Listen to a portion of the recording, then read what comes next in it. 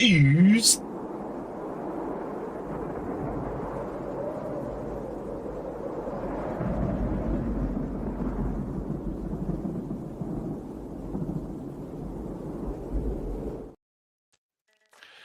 Hello, everybody. Good evening. It is Thursday. I know we don't usually do shows on Thursdays, and when I'm on Thursdays, it's usually over on World Class as the pinch hitter. But tonight, folks, we are going to do a watch along and commentary for a movie I just watched for the first time while I was on vacation, while I was kind of relaxing. Intruder from 1989. And I'll say starring very loosely Rene Estevez and Ted and Sam Raimi.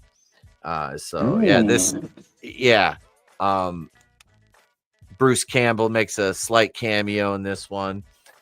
Yeah, so let's introduce our panel. Sith Lord Felix is here this evening. Welcome back, sir. Hey, thank you so much. As usual, I am always happy to be here. You guys are absolutely the best, and yeah, this channel fucking rocks, man. And we had a blast yesterday, didn't we?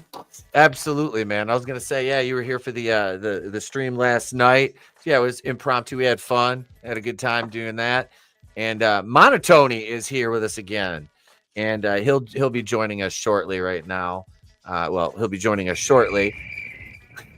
But yeah, so Intruder. Let me pull up some movie stats on Intruder for you guys. Yeah, this one, like I said, Sam Raimi, Scott Spiegel, Elizabeth Cox, Bruce Campbell, Ted Raimi, Dan Hicks, David Burns, Rene Estevez, Eugene Robert Glazer, and let's see.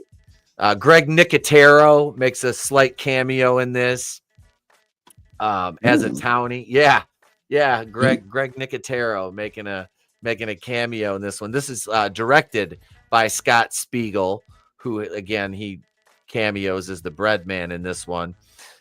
Yeah, I had never seen this before watching it. Sunday? I think I watched it Sunday evening. Yeah, this movie, it kind of sucks because let me pull up the thumbnail again. This is the problem. The thumbnail kind of gives things away. Okay. Once you get into the movie. Now that I see, it's not the thumbnail. That's actually the movie poster. Gotcha. That image is on the theatrical poster, and it's like that's one thing I hated about older movies is like especially 90s. The trailers would give away a lot of the fucking movie. Oof. You know what? I feel like that's worse now somehow. And in the 90s and 80s or whatever, and now anytime the trailer gives too much away, the movie is almost always garbage. Yep. Yep. Yeah. What else did I say? when they're throwing everything out at you like that, that's to catch the short attention span audience in the hopes that you can somehow string enough events together to keep them in a seat for an hour and a half or 2 hours. You know, that's the problem with that is trailer editing. It can be so helpful or it can really hurt your movie, but like I said, a lot of things that hurt movies now is audience attention spans, you know. That's true. Can I swipe to the next movie? You know, how do I swipe? Right. Yeah. But with horror movies, and especially 80s horror movies, and this is another one, we've watched quite a few of these now, these 1989 movies. This is the end of a decade. You're starting to see that bridge into the 90s, you know, that they're looking for that new, you know, the new look, and you're seeing the last of a lot of 80s tropes. And one thing that I loved about especially slashers in the 80s was the runtime. You'd have an 85 to 86 minute movie, and it was perfect. Like I don't exactly, it's a chef's kiss. I don't need anything other than that. Like you give me, you know, as many victims as you can pack into that runtime, and when it comes down to it, you're talking a victim every like 5 to 7 minutes in some cases, which is great because the film, usually they'll start out a little slower. Your first act is establishing, which is fine. And then the second act, it starts to ramp up. And then by the third act, it's boom, you've hit fourth gear and you're going downhill. And that's when the body count starts to pile up, which I dig. That's right. That's when the Wizard Master gets killed and who else? And Nancy's father and if we go to Dream Warriors. Dude. Yeah, John Saxon gets killed by the skeleton in the graveyard. The green screen skeleton. Yeah. That was great. Yeah, he got stabbed. But yeah, no, I agree with you. This 80 to 90 minute movie, my fucking kingdom for a good 80 to 90 minute superhero movie. Because actually just in general, I mean, there's few exceptions where obviously Lord of the Rings, take your fucking time. I don't care, especially Pete Jackson, give me the 9-hour cut. I don't care. But yeah, man, I don't need a 2-hour fucking movie to live in your mid world, Yeah. There's some movies, like you said, like Lord of the Rings. If you have a deep, layered, intricate story, rich in lore, then by all means, take your time. Just keep the pacing. Keep your pacing right. You have to pace those out right with that long of a runtime. Right. I mean, or else you get to spots and my back is itching here, or else it just I feel like Baloo the bear, or else and that's not it. Never mind. You blew what? You did what to the bear? Yeah, no. I'm sorry. Damn it. Oh God, I would play that damn GIF on myself. Where's it? I know. At? So long, gay boys. There it was. All right, first one of the night. More to come. Oh yeah. But no, the Jesus Christ, I lost my train of thought. Yeah, you were talking about runtime. Oh yeah. A longer runtime, you really have to pace the movie out right, or else you get that lull and your audience, that's when your audience retention starts to dip. Whereas, your shorter runtimes, it's like bang, bang, bang. The audience is like, oh shit, even with a shorter attention span, there's something happening all the time. Yeah. Yes. Yeah. That's Billionaire. Yep. Bare necessities. God damn it. But yeah, man, and I'll tell you what, if you're a director and your 80-minute movie somehow feels like it's dragging, you got to get out of the business officially. Yeah. Or at least strongly consider it. Yeah, it's just like, what are you doing? Yeah. What are you doing? If you take, that's the thing too. And I've seen, 80 to 90 minute movies with spots where you're like, oh my God, what are you doing? And then the movie's over and it was 85 minutes with the credits. And you're like, that felt like 3 hours. Right. Because it's that bad, Yeah. So here's a good example here. Godzilla 2014 is 2 hours and 3 minutes. I swear to God, I thought I was expecting to have it say 2 hours and 40 minutes. Yep. That is a slow and plotting movie. For a fucking Godzilla movie, bro. Now, Godzilla -1, I don't know if you've seen that one. I haven't. Well, my opinion, masterpiece. All right. And that one, Godzilla -1, how long? And I think that one has let me see what the runtime was on that one. But that was 2 hours and 5 minutes. And you feel like you're in it. Like you're just in it and it kind of flows. Like it even starts, you see Godzilla really early on, the 2014. Yeah, we don't have to get into this rabbit hole. The point wasn't really to bring up Godzilla like that, but the 2014 was just slow and brooding. For a Godzilla movie, it's not really necessary. Am I crazy or what? What do you think? No, like I said, I haven't seen Godzilla -1. But the 2014 one, Yeah, that was just like, oh god, it just dragged.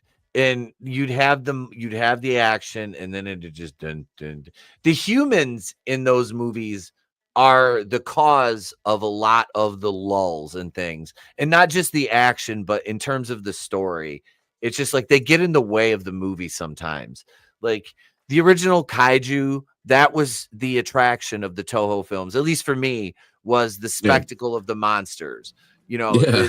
the people I could give a shit less about. You know, Yeah. I just wanted to see the monsters fighting. But I liked, the after the first Godzilla movie, I didn't mind them. Sure. I think they got better. The villains in the one with Ghidorah, was that King of the Monsters? King of the Monsters, I believe, or yeah, that one. Yeah. I like Ghidorah as a character. In the old movies, I always wanted Ghidorah to win. Yeah. Even though Yeah. it meant the destruction of Earth, I still like the character. But And I'm a they heel set up- fan. But they set Ghidorah up like really good in that one and established like this was a force, Yep. Um, And the character's motivations for unthawing him to like destroy the world, I'm like, you do realize you're going to die, you're right? in it. Like your spaceship, you don't have a spaceship. There's no other base, there's no moon base you can leave to, Elon Musk. That's right. That's right. And let me, man, that plot point. You want to talk about instantly checking out if it's something along the lines of I'll be the ultimate power of the universe, or I'll be the ultimate power of the earth, or you know what I mean. I'll have total control. That I can't buy that as a motive anymore. Oh, and I'll tell you this, because Godzillionaire here, hey, that's right. He says, yeah, Godzilla -1 is a masterpiece.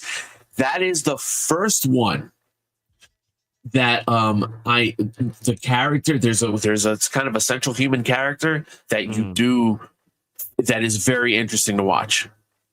It has a really good adult plot line that's interesting. Is -1 a movie or animated? It is a movie, and I have it. If you ever want to watch it, we can do it this way. I'll stream it and share it with you. But the movie is outstanding, bro. It like literally blew my mind. And there was the other one, Shin Godzilla. Did you see that one? I don't think I have. These are the Japanese ones, man. It's like Shin Godzilla is really good. It's almost like a documentary. Trey watched Godzilla -1. My son, he watched that and he loved it because he is. When the Godzilla movies were coming out, he was really young. Well, the first one came out before he was born, and then you got Skull Island, and then King of the Monsters, and what was the last one with Godzilla vs. Kong? Yeah, I listened to and he doesn't just play the songs. Like there's the one like Eminem song from the Godzilla movie soundtrack or whatever. He listens to the scores. Like he's putting the Bear McCreary songs on and listening to the dun, dun, dun, dun, dun, dun, the Godzilla theme. Like he made me he would make me play that on the way to school in the truck. Like the one day he gets in there and he just puts on the original RoboCop theme. Ooh, this kid is awesome. Yeah, like he's never seen RoboCop, right?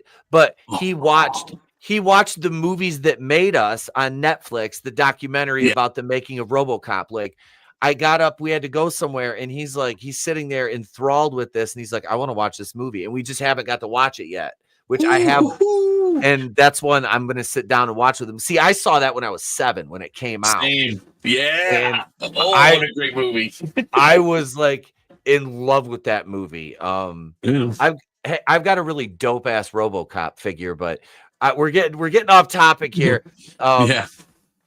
But I've never seen Shin Godzilla. I need to watch that. Yeah. I'll tell you what, I like as far as what your son's doing with those I do that with the soundtracks. I would download scores, and what I'll do is I'll play the scores of like these movies while I'm playing video games, and like I'll mute the music from the video game, keep the sound effects, and almost like replace the music. killing the Covenant and Halo to Michael Myers theme, or John Carpenter. Like, what is it? Escape from New York. That's that's badass, dude. There's a version of the main theme from Christine. It's like an extended version. It's like 15 minutes long. It's actually really good. John Carpenter is a musician. Oh yeah, him and Alan Howarth worked so well together. Oh man, that's right. And Alan Howarth, am I wrong? I think he did They Live, right, with John Carpenter. That was one of. I fucking love that soundtrack too. It's very subdued and Oh yeah, Alan Howarth is to John Carpenter's scores what Dean Cundy is to his cinematography. Ah, okay, yeah, no, that makes sense. But like, I don't know. Who else? Who else was on there? There was another really good fucking guy that I just discovered. Obviously, it's John Williams. I'll find the name out, but I think he did the score to Hans Zimmer.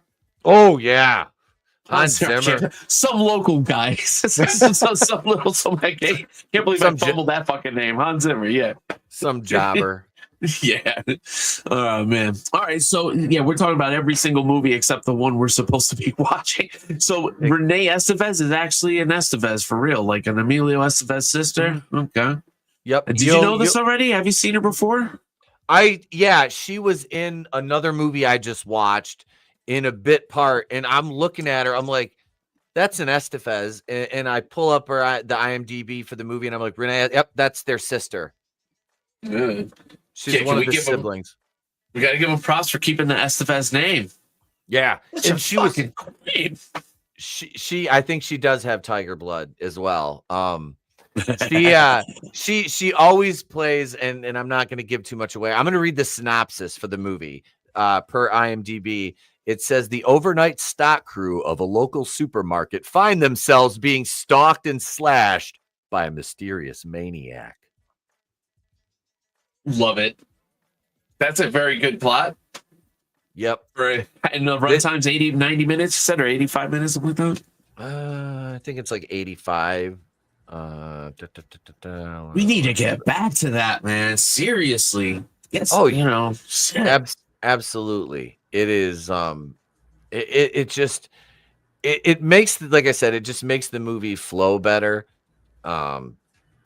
It's an hour and 28 minutes. I mean, yes, you're talking 88 minutes. Yeah, that's perfect. The Batman running time, 2 hours and 56 minutes. Yep. Shoot me in the fucking face if I have to sit through 2 hours and 50. And I love Batman. Not the Batman. I thought that movie was a piece of shit, but damn, the character. Bro. Yeah. Holy fuck. All right. The only movie that I find acceptable, there's a couple, but one of the only movies, Scarface, 2 hours and 58 minutes. And yeah, absolutely. That movie I could watch. I have watched that movie 100 times, if not more. I fucking love that movie. And the runtime in that makes no difference. You want more of that. Yeah. I got my own sequel, which, by the way, let's go to fucking why not? Did you play the Scarface game for PS2? I have the poster that you got at GameStop for pre-ordering it. It's Tony sitting there with his arm in the sling and the coat over his shoulders, and Lopez Motors with the gun on the table, and the picture is comprised of every line from the movie. Oh my god, that is awesome. My Scarface posters are all in my weight room. So, fun fact: I said, I'm Cuban, I'm Cuban B. My parents came here on that same boat lift, the Mariel boat lift, in 1980. That's how they got here. And I was born a year later. Really? Yeah, pretty much. Yeah, but they weren't one of the dregs from jail. My dad was a teacher. My mom was a dancer. Which, before we go crazy, classical dancing. Okay. Nope. But I assumed if it was something reputable, you would just volunteer the information, which you did. So, and if not, no judgment. No judgment. No Hey, judgment. But so had to pay the like, bills, man. I needed my Nintendo games. Like, was it like what kind of classical dance? Was it like Spanish, like Latin Spanish dance? shit? Okay. Yeah, Latin. And like I'd never got into the detail of that stuff. Like my dad, when he came, he's a musician. That rubbed off on me. He taught me a lot of stuff, but what he was more into, like Bee Gees, Michael Jackson, stuff like that. And I barely listened to Spanish music, so it was growing up, except like if we were with neighbors or whatnot. But yeah, he got me on like the Eagles, the classics, and again, stuff that has nothing to do with this fucking movie. What are we doing here? Right.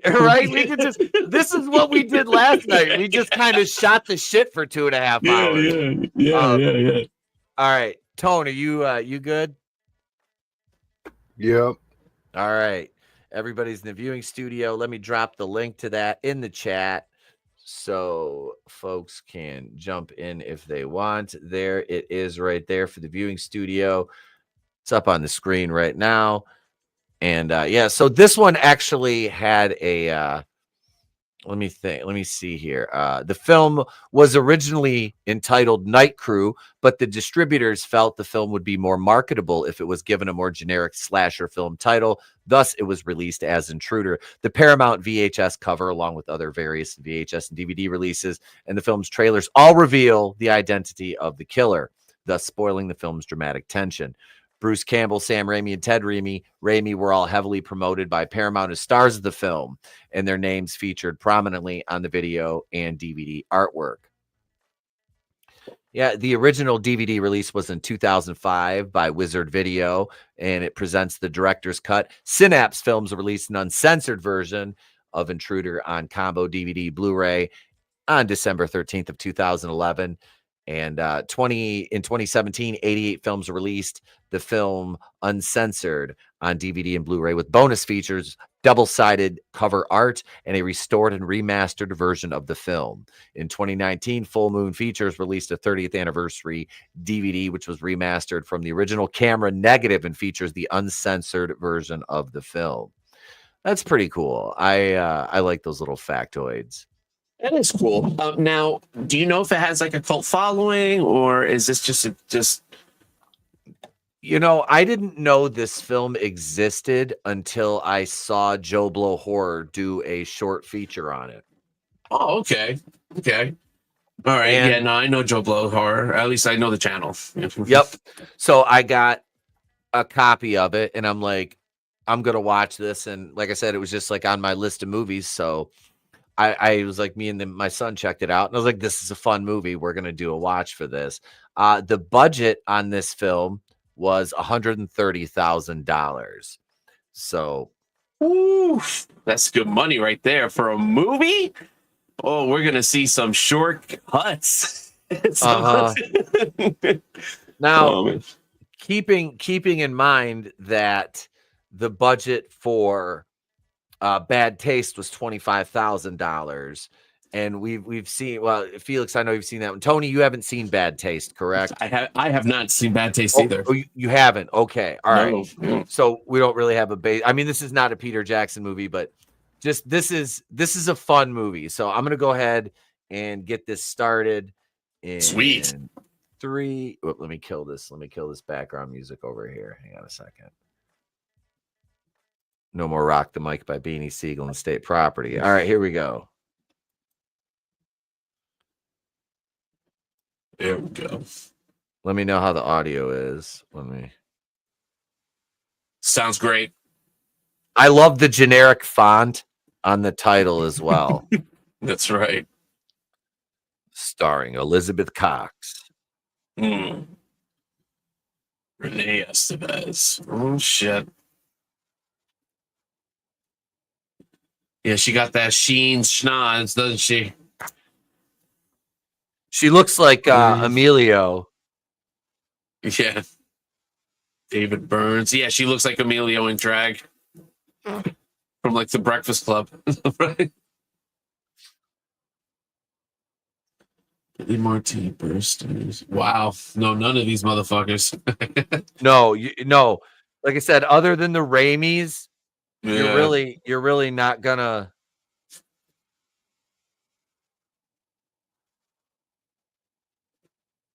Tom Lester. Special appearances by Emil Sitka. Yeah, of course, Bruce Campbell.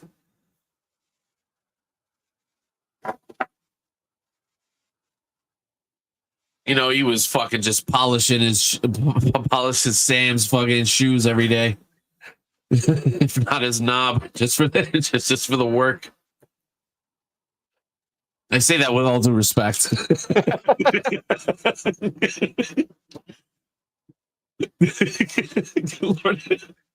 This was edited by We Was Kangs Wilder. Was Kangs. His middle name isn't shit. Yeah, right. Carnival Cruise's number one sailor. Oh God.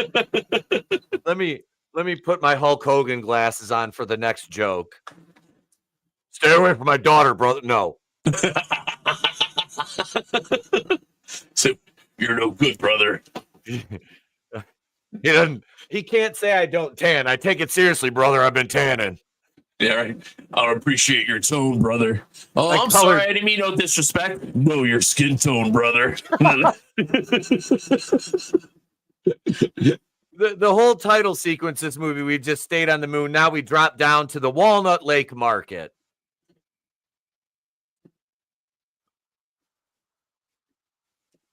They have the meats. Yeah. I've worked in multiple grocery stores, so I've never experienced murder though. Yeah. At least not in a grocery store.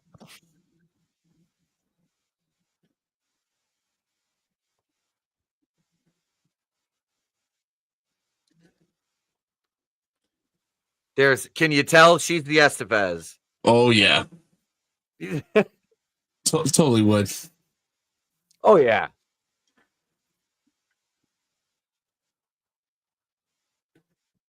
It's going nice and deep. Quack. Quack. Quack. No.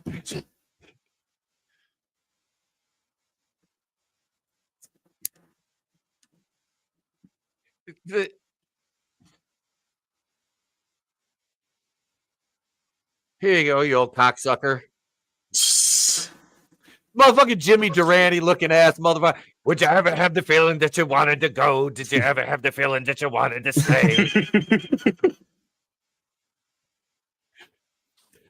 You got to be of a certain age to get a Jimmy Durante reference. Yeah, right. Yes. Jeez.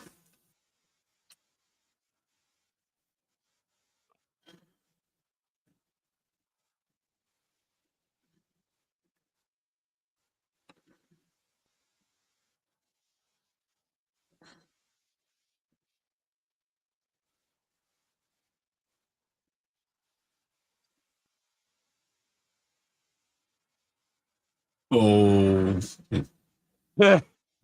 Great little hit. I like that. Yep. Like the little synth. There is. We got the most generic looking guy we could find. Yes, not Corey Feldman. That's awesome. That looks like the jacket I wear to the ring.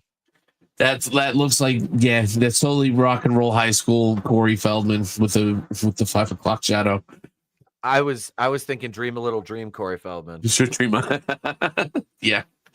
No, I'd be yeah. I don't know that was high school's Corey, right? But obviously, so was rock and roll high school. As long as it's not modern day Corey Feldman, I think we're in good shape.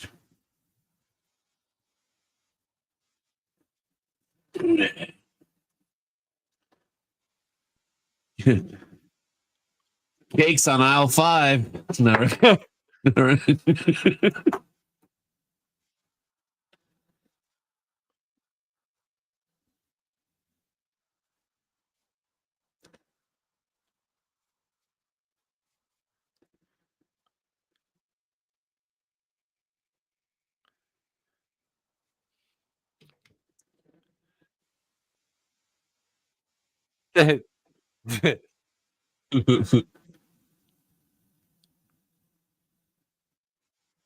He looks like he's about 40.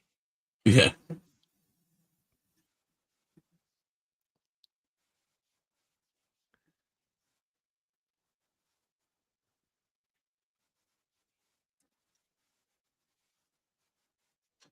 Mm.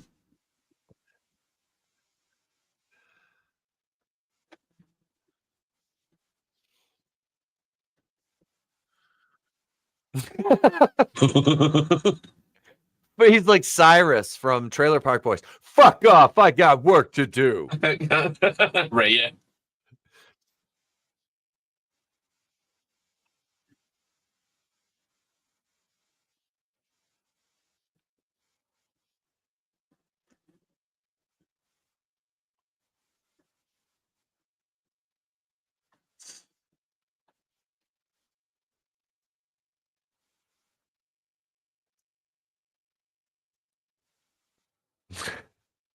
God, This bro, guy's what a simp. he's definitely fine.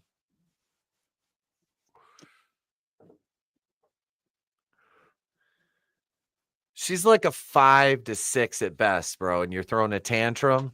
Like, I know, right? know your worth, King. Know your Know worth. your worth, King. Yeah. Just hit the gym, work on yourself, get your money right. Fix yourself, King.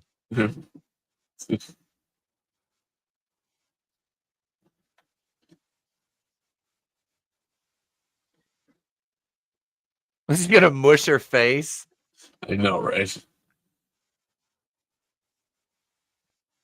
$1.35, please. Fuck me. $1.35. It's like fucking what, $12 a pack now? Yep. We was That's Kangs, man. He fucking chases her down. Ooh.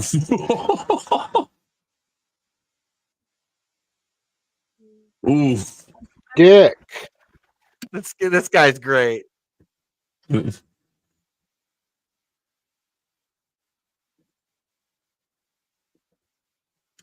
Oh, shh, quiet. Fucking crying bitch is always gonna get the dudes like more hurt.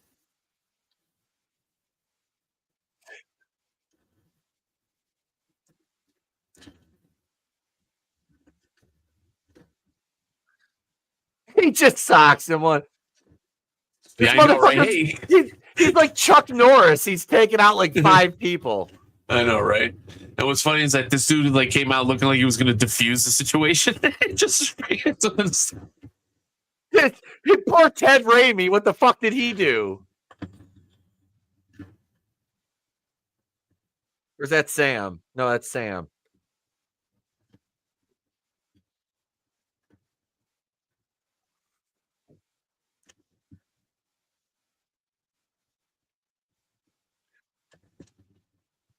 shit. Come on. He just beat the shit out of like 6 people. It's the mullet. And it's the powers of the mullet and the members only coat. They always look a little hotter with the bloody nose. Oh, I know. It just makes them a little more human, you know? Yep.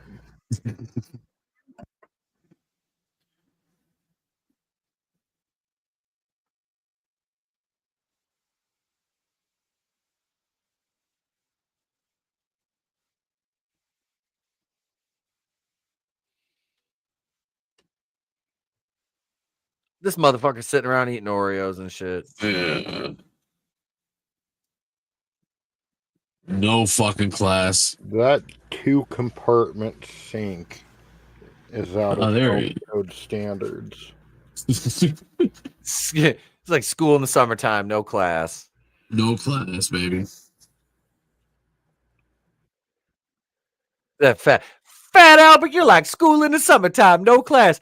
Hey, Rudy, why don't you shut your bitch ass up? Yeah, right. Go say that to my motherfucking face. Where the fuck? I had a Fat Albert on my desk. He's around here somewhere. I have a little fat. I found him on the beach. I stubbed my toe. I was like, "What the fuck is this?" I pick it up. It's a Fat Albert. I'm like, "Oh shit!" Yeah, right. Call me fat one more time, I'm gonna fuck your bitch ass up. Hey. I used to love the Fat Albert Halloween special. All right, back to the movie. Yeah. We have to do a stream after the stream, so we just bullshit. Like that's Yeah, no, for sure. I know. Just shame on me. so no, when he went into the meat cooler there, I'm like, okay, so I'm seeing like a Texas Chainsaw Massacre scene eventually happening because they showed the meat hooks. They made a point to show that. Yeah.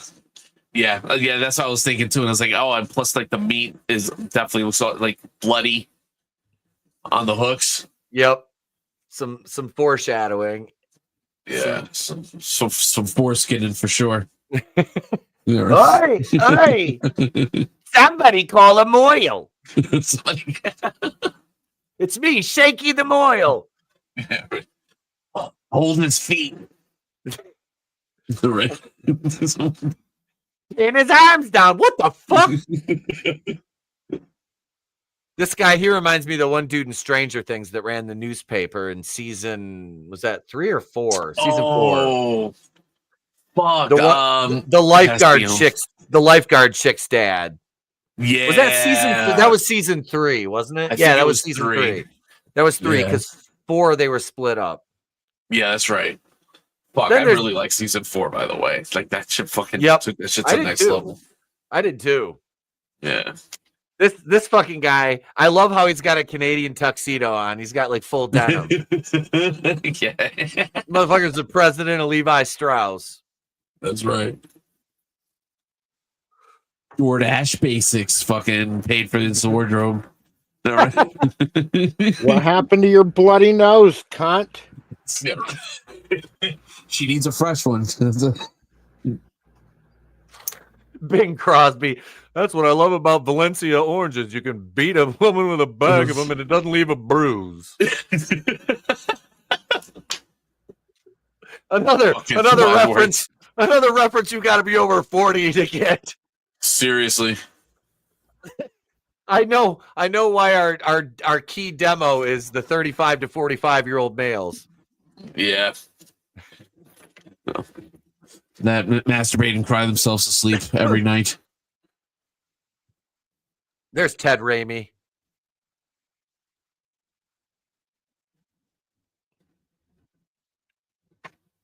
Wait.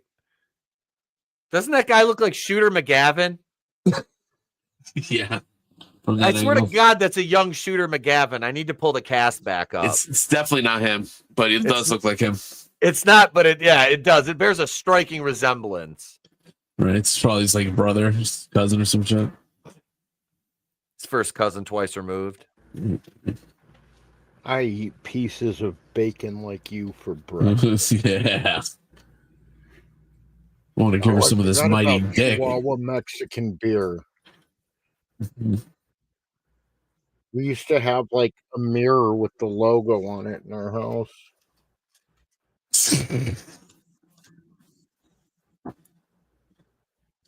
Can I have the no label beer, please?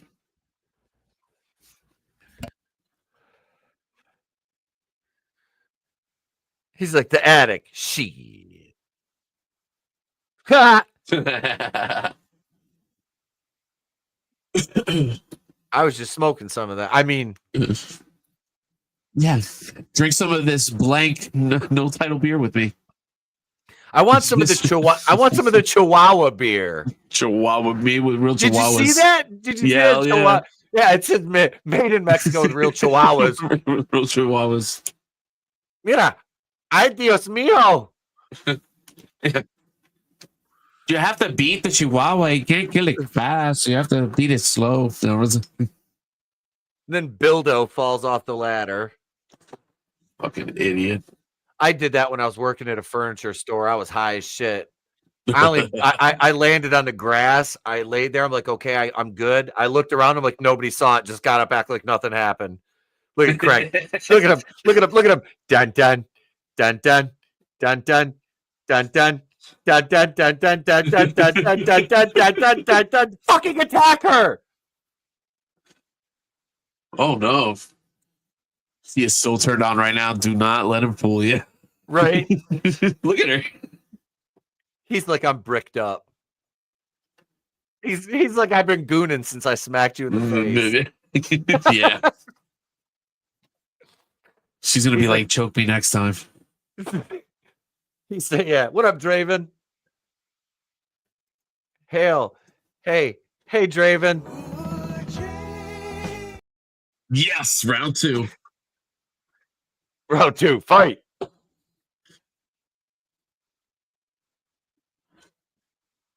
You know who he looks like? He looks like Jay Dyer.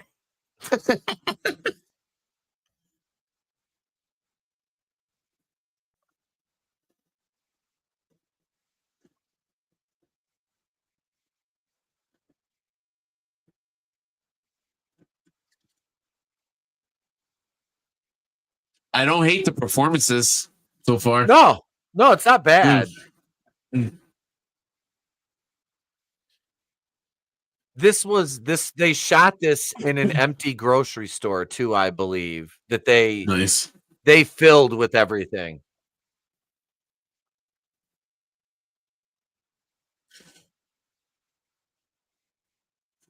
And that's a cool shot. It is. I like the reflection. How Craig kind of fades away.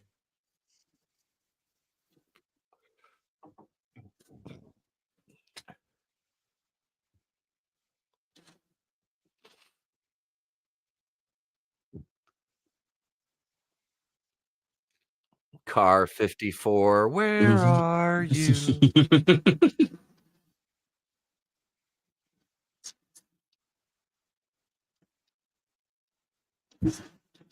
He's like, even though I got knocked out like Glass Joe and Mike Tyson's Punch Out.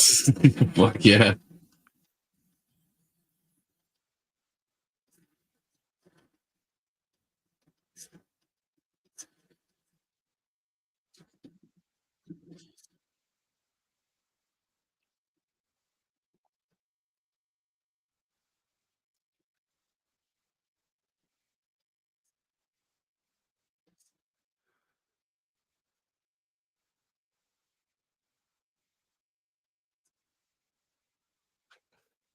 And you can all go fuck yourselves. Yeah.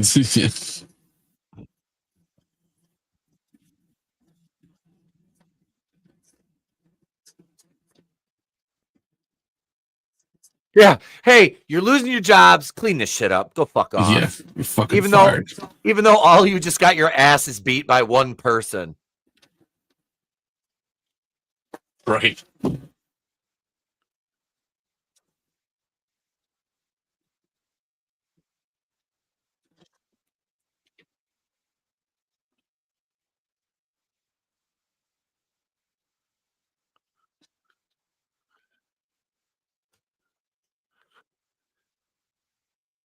I don't know if that's a good thing or that's pretty sad. As an adult, I get it now. As a kid, I'd be like, damn, dude, really? Right. Like, what a loser, a fucking supermarket. He started out as like a stalker and he worked his way up to co-owner. I mean, that's actually pretty dope. Yeah, I've never been able to get one single fucking promotion in my life till like 3 years ago. Like everything was like just one position till I jumped to the next one. When I worked for Chrysler, my first major promotion, I created myself and kind of just made myself. Yeah, it was pretty fucking. I like pitched a new department, and they're like, "Okay." I'm like, "All right, that works." That's kind of what I did too, but in a different, with the company I work for. Yeah, not quite as cool as how you not quite as cool as how you did it. I was like, I don't want to do retail sales anymore. I want to make this. I want to do this. And my boss was like, all right, we'll run it by upper management. Ran it by them, ran it by the owner. Okay, let's do it. That's nice. Yep, both Raimis are in this, Draven. Ted and Sam. The calls are coming from in the house. Yeah, right. I'll swallow your soul. I'll swallow your soul. Hello, Jennifer. Mhm. Other lab still screaming. Yeah, right. Go now, fly, fly, fly, fly.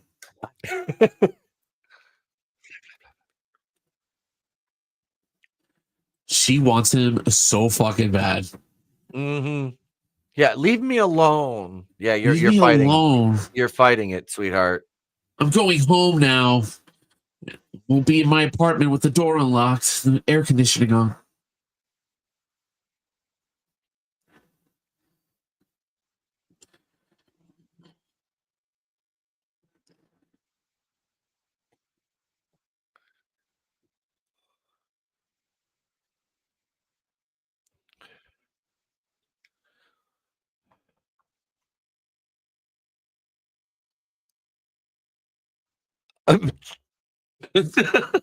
On the corner giving hand jobs for crack.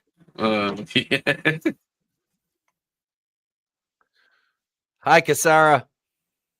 Oh my god.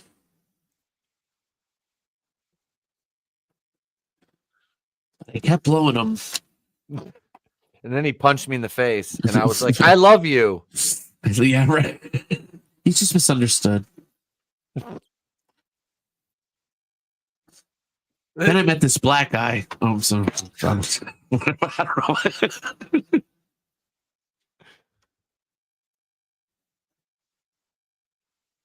Delayed reaction. Sting.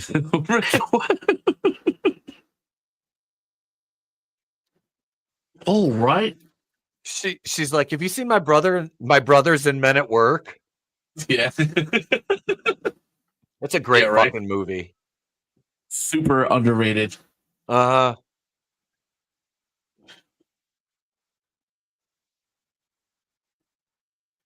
I love that lens. Yep. That's a cool shot. Yeah. Kids today wouldn't understand that kind of phone. Yes. I was like, what the fuck do you mean phone? It's on a cord? What the fuck? What is this? I showed this to one of my 19-year-old wrestling buddies, and he's like, what? I'm like, yeah, how about this? This is a beeper. I was a doctor in the 90s. Oh my god. Helping hand. I always fuck with this. I'm like, hello, Thanos. Yeah, we're done. It's my burner phone, so I contact Yeah. Thanos. Yeah, right. Another one. Upward from the garbage pile of popcorn. Cool shot. Yeah, totally.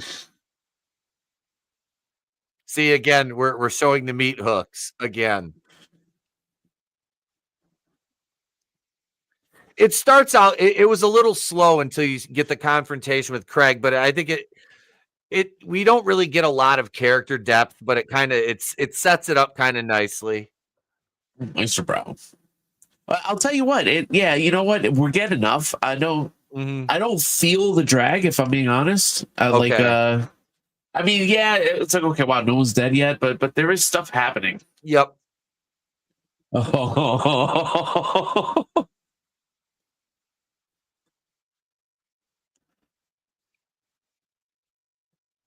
Shooter McGavin.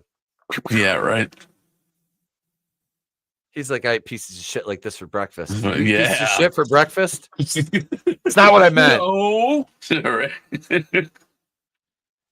Yeah, you can count. And you can count on meeting me in the parking lot, Shooter. Yeah, right. Play it where it lies.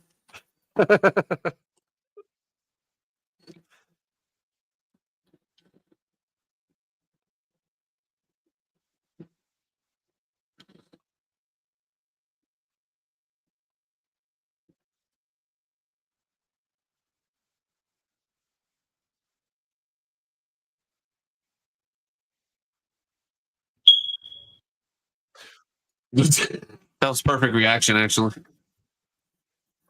My dog didn't hear it. She's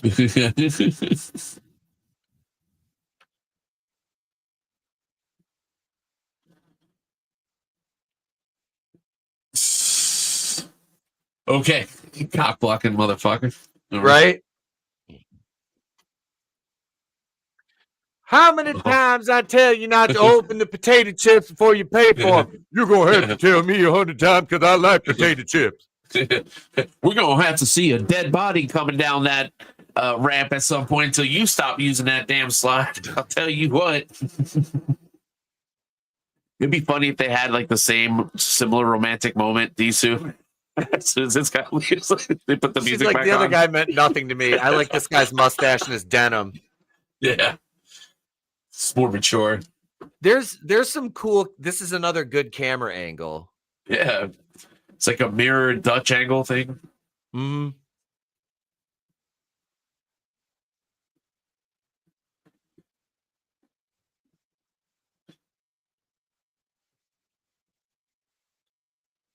It's probably you got no room to talk. Right. What? Ooh.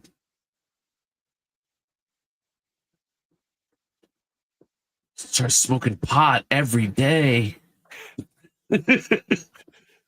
Oh no. Oh no. What have I done? That's Shaggy. That's like dollar store. That's Temu Shaggy. Yeah. Zoinks. Yeah, right? He's eating the Oreos.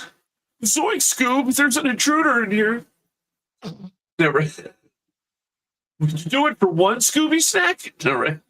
Fucking.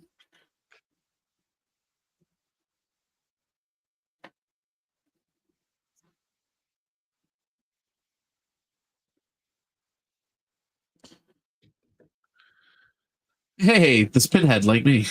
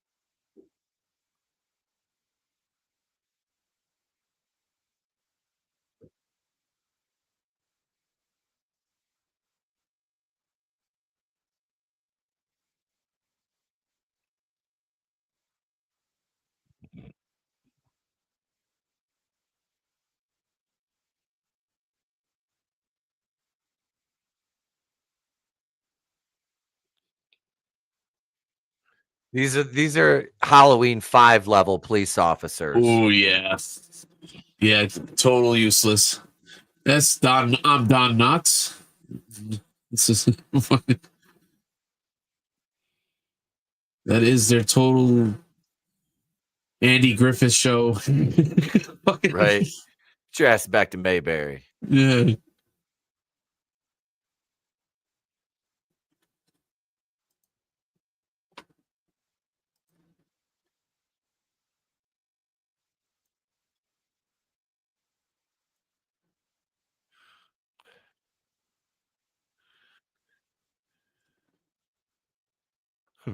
Basically, fuck off.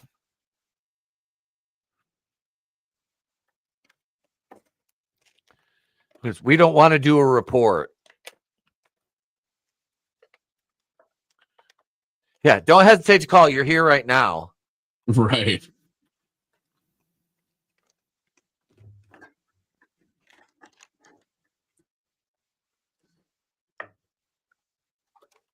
So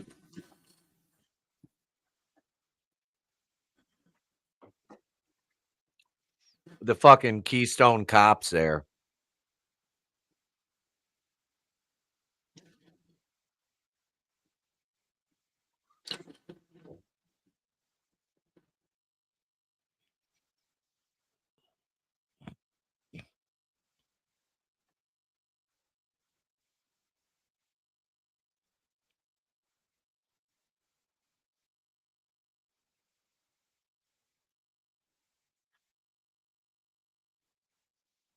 Yeah, bitch. She You got she room to needs to talk. she's to lay off that powder.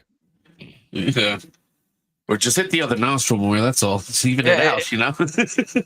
Yeah, it's supposed to be a 1-to-1 ratio. Yeah.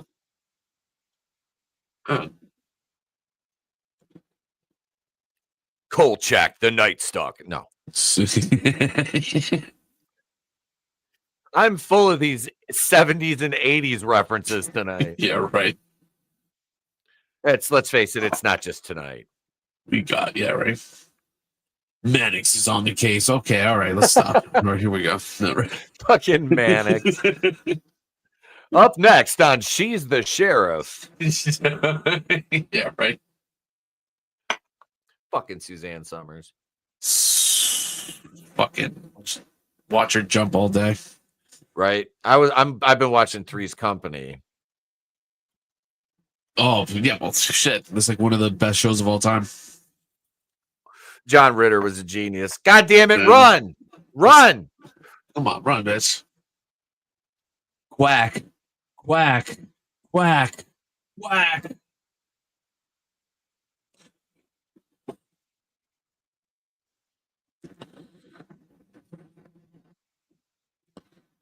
Beautiful. That was again another good shot with the reflection on the knife. Yeah, and a great transition. Yep. I loved it. I love that. You're gonna have to pay for that, bud. Yeah, right.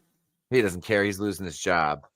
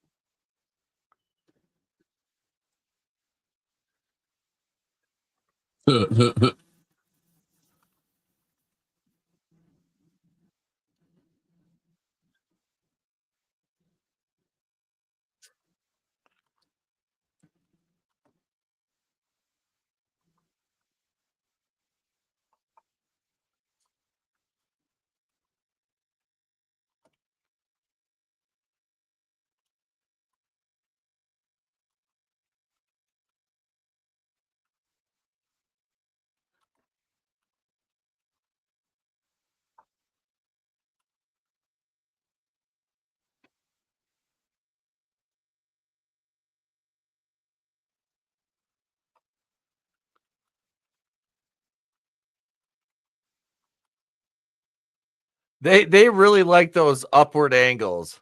Yeah.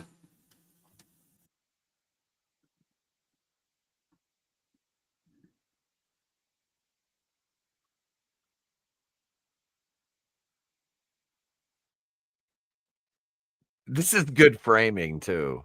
Shit, man. Yeah, it's like tons of good shots. It underappreciated art, you know, even like with a mid movie, and I say that loosely. There's like you can see there's you know, they're not just doing simple, you know, fucking tripod camera bullshit. No, it's shot really well.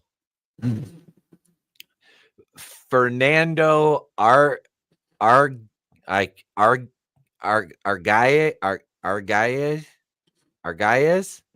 Yes. ARGU with the two little dots over it. ELLES. I can't pronounce it properly. Arguelles, something like that. But that's who did the cinematography. Oh, okay. So, that was a cool shot to yeah, man. I'm really noticing this. Yeah, now the way things are framed and shot, that's because this is the second time I'm watching this. Yeah. How the fuck is she still bleeding? She got smacked in the nose like once, and it wasn't even that bad. Bro, she still got half an 8-ball left, bro. The nice is getting started. She get a little fucking nosebleed, getting away with a good time. A soldier. We're gonna keep this party going, huh? Come on, right? come on. Let's keep this going, you hassa. Yeah. That's good shit, man. Good shit, You man. know what the difference between you and me is? I keep keeping up this nose, both sides. I know stuff. I choose both sides. I choose choose both this sides. tuning fork on the. You ever seen? Yeah, you know what I'm talking about. I've seen the movie a million times too. You got that tuning fork double nostril thing going. I'm like, holy shit, bro! Who welded that for you? All right. Here's going to a fabricator. Here's what I need. Yeah. All right. Bro, stop. Look at jerking Bill. off back there. Bill found. By God, Bill's got a hammer.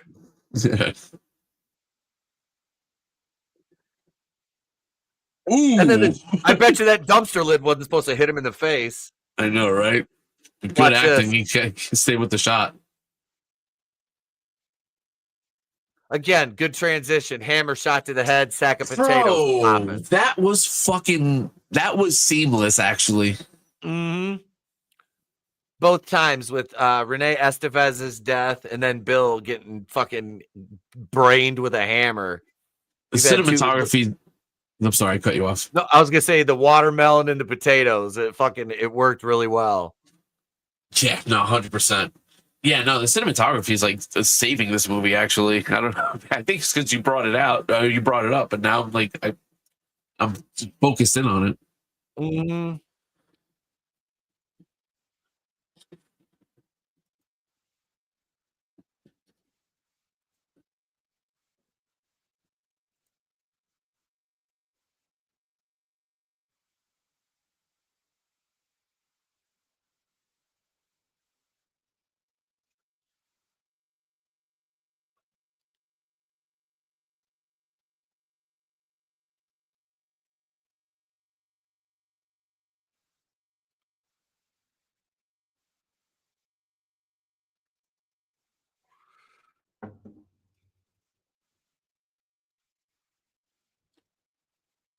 What the fuck is he drinking?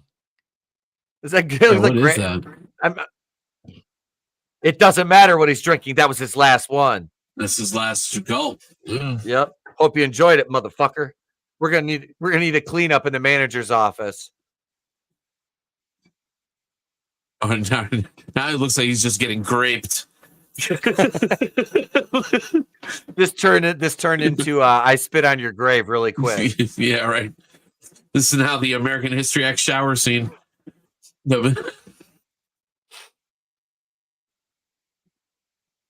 Housekeeping. No.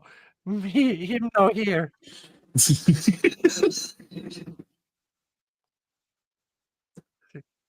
Damn it, Consuela.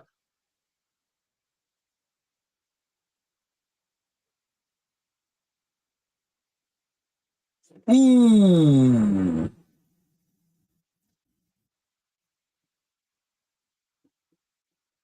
Be seeing you around. Cool.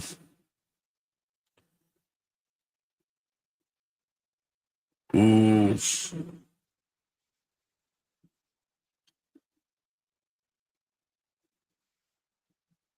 That's again just a really cool fucking shot. Yeah. I'm a fucking nerd for this cinematography shit now.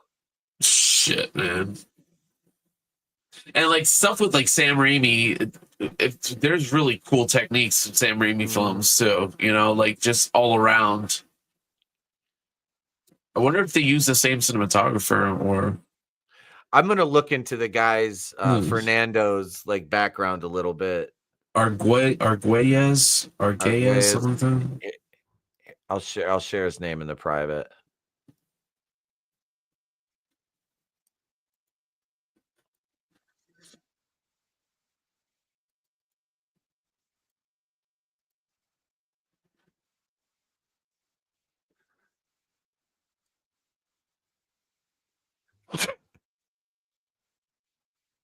And it's been 1 week since you looked at me.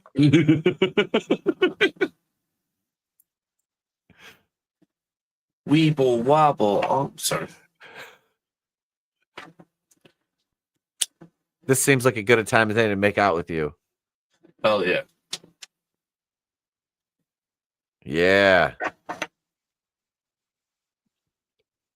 They stock a lot of that Chihuahua beer. Yeah, that's some good shit, man. This guy's fantastic. Yeah, right. He's just like, fuck it. We're doing it right here. His facial looks like he's jacking off. He is rubbing one. Oh mama. Oh mama. Motherfucker's gooning at work. Yeah. Watch the hair just get caught in that machine. Oh.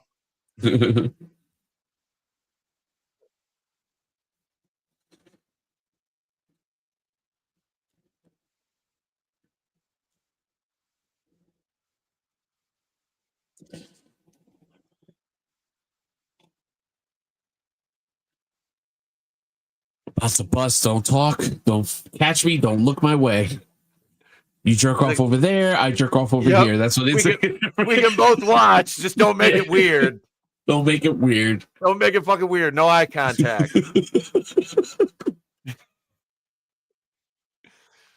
Guys, we said cut like 5 minutes ago. Well, you know, we were on a practice. Yeah, right.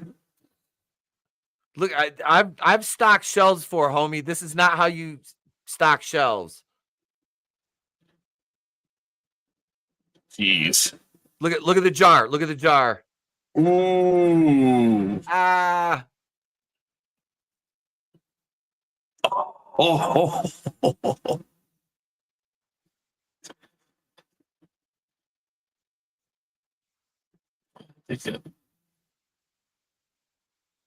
Ooh.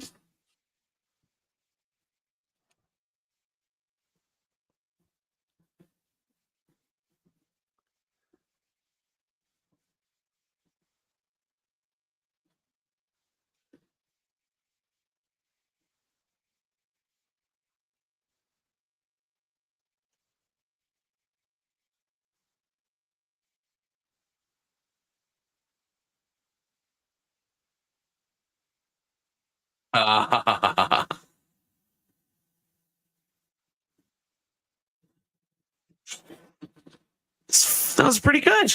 Yeah. That was a decent kill. Yeah. This would have never happened if I made the PGA Tour. Fucking happy, I swear.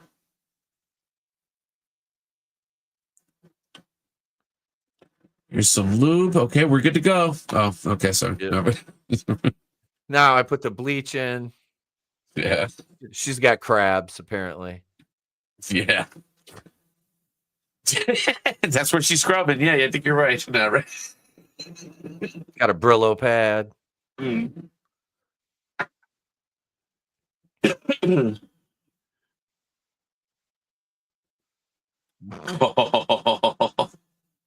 Fuck off, laundry detergent! Oh, here it Motherfuckers! comes.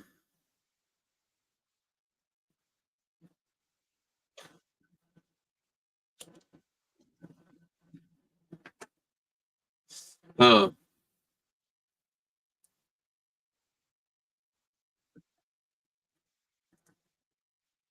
God, that was weird. Right? Mhm. That it was the scene, it seemed odd, but it serves a purpose. Yeah. Like, there's not many scenes in this that really don't mean something. You know what I mean? Yeah, well, it's an 88-minute movie. You every fucking Yeah. second counts. Yeah, they definitely didn't waste any motion, which is nice. Yeah, Again, that the runtime benefits the viewer in terms of like action. I mean, we've seen what three deaths now. yeah, and they were good. Yep. They were.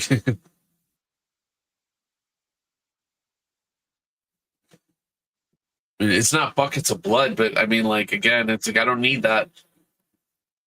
Yeah. Not every time, you know. Yep. Oh yeah, we had the manager. The manager got killed too. Yeah. Echo, hey, what's up, Coach? Good to see you, bro. No. Good to see you. Good to see you, man. Hail, Echo Base. Echo Hail. Base, get out of here! Oh Yeah. shit! Hey, I've been on Echo Base before. Yep. Oh my god, Coach, good to see you, man. Holy shit, that is awesome. Coach and Nick Love are you, good brother. peeps. They used to have me on there. We got to get together, boys. We got to get together, boys. Tell Nick I'm back in the wrestling business. He should know that. Oh, that's what's up, man. Yeah, I'm still Nick's- playing pool, and I just feel bad, man. These guys have to. Yeah, these guys are Star Wars, and they have to cover that fucking shit show nowadays. You know, Yeah. it's the bravest soldiers. Just get Star Wars to Echo Base not working. Let's call it a day. I'd be fine with that. They'll take better care of it. Oh, right in the chest. Bing. And do a case of beer. Coach, hit me up on Twitter. I got to reestablish my Facebook. The account got nuked again. I'll message you guys on Twitter. Have a good night. Hell yeah, man.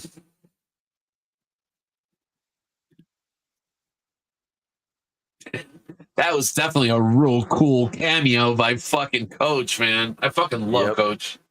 Yep. Good peeps, man. Good peeps. I wasn't looking at the screen, so you say, "Oh, hey, Coach." I thought you were making some weird reference to the movie. I was like, what?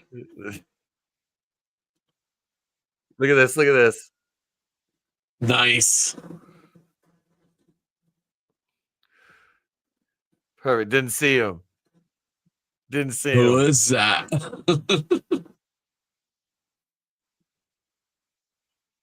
He's so this guy's an idiot. He's such an idiot.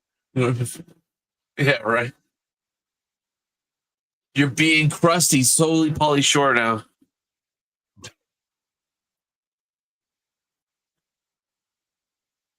He looks like Breckenmeyer. Remember Breckenmeyer?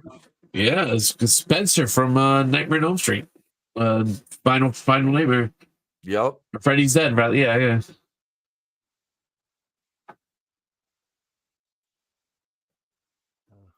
And he looks like Carlos at that angle. Wow, it's one of those. Nice hearing from you, Carlos.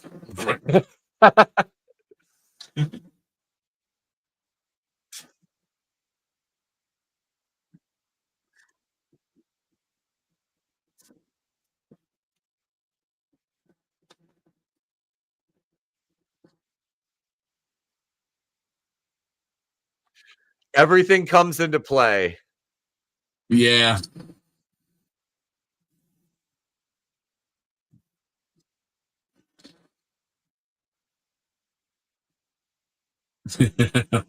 Yes. Yep.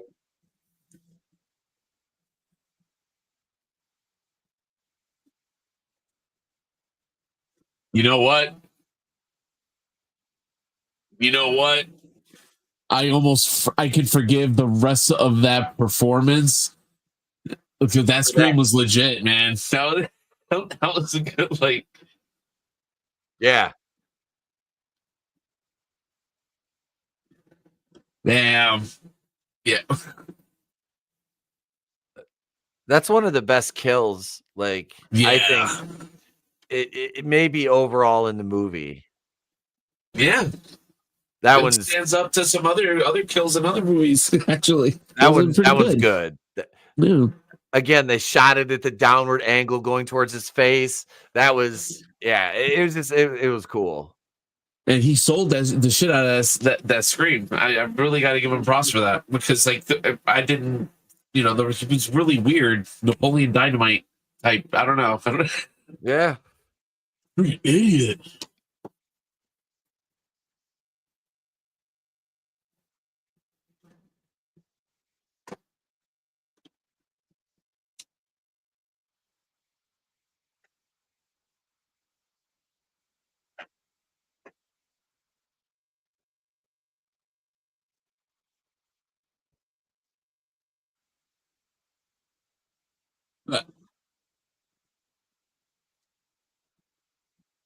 Ooh. Right to the mush.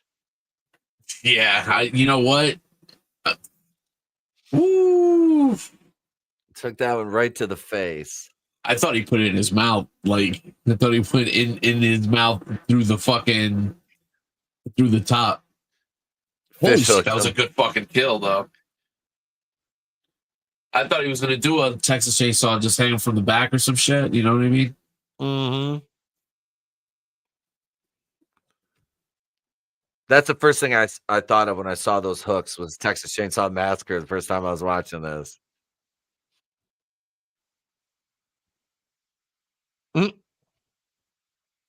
He threw away a Casio watch.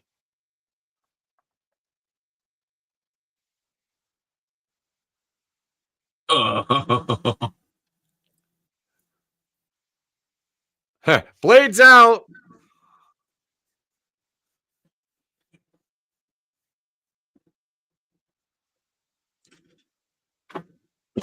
Oh, no.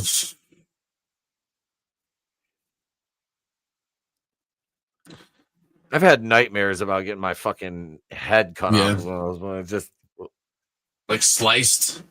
Yeah, like a deli ham on a half loaf of bread, and then they throw some provolone and then some lettuce and tomatoes with a little You got to put the gabagool on there. Yeah. The mozzarella, the fresh mozzarella. The beets with the beets on the side.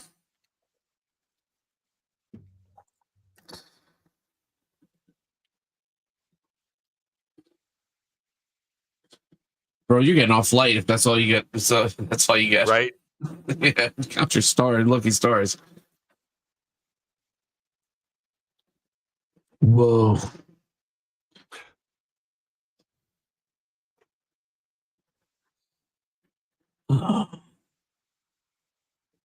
They're not in the mirror. I don't know why. He was like looking in there. This is fucking great. Look at this shit. He no sells it. Yeah. He thinks they're pig. Oh, pig feet. Pig feet, yeah. Yeah.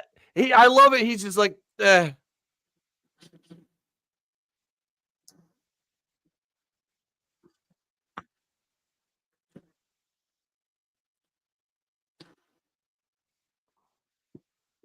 Oh my god, you gotta think this out, bro. Right. I'd better investigate. This is the Dave Chappelle skit right here. Yep, this is white people running right into the trouble.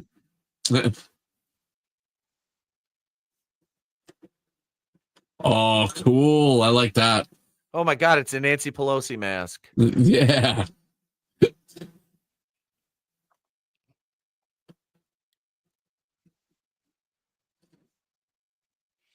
He stumbled on the set of Black Christmas. I know, right? Just move slow. It's okay. Take your time. Right? Bub.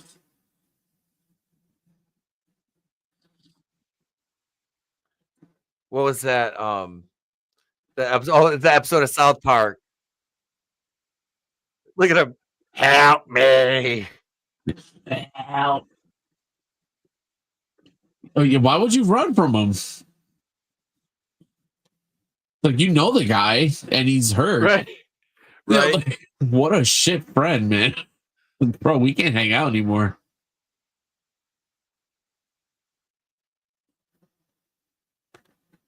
Good soundproofing. Right? Yeah.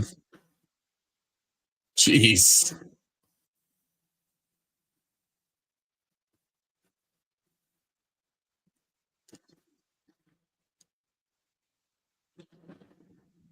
I think it might be Fernando Arguelles.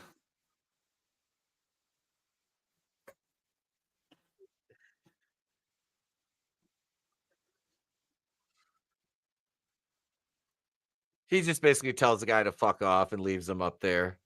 Right. This is what you get for uh-oh.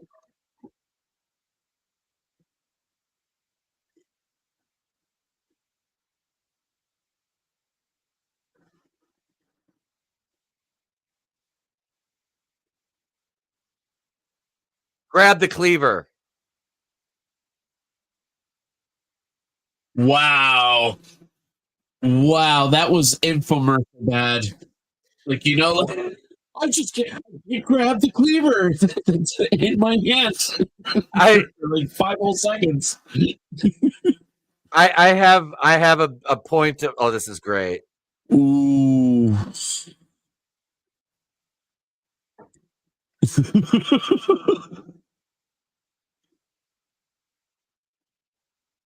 Ooh. Woo! Yeah.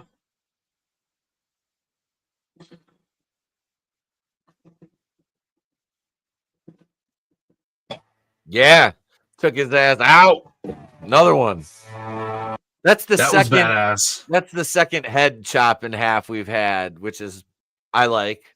It's I like. acceptable. Absolutely. I'm a fan of decapitations in horror movies. That's kind of one of my favorite kill types is a good decapitation. And we've had, and at least, yeah, they were different. It wasn't just a simple lob off the head. Yep. You know? Yep. They were creative. Oh, and how bitchy was my man Scream? Oh, dude. It It was fucking hilarious. It was hilarious. It's probably going to be exactly, if that was me, that's how I'd sound going out. Yeah. Yeah, I'd be screaming like a fucking little girl. Help me! Yeah, even like wiggling my arms and legs like a little baby, like he was, like a fucking toddler. Yeah. Yeah. And the blood is still dripping on a homeboy there over the light bulb, which hasn't shorted out yet, ironically. Laundry detergent. This isn't right. Something's wrong. There's detergent on the floor. She looks like she's getting ready to do a background for a Debbie Gibson video. I like it. Fuck yeah. I totally like it.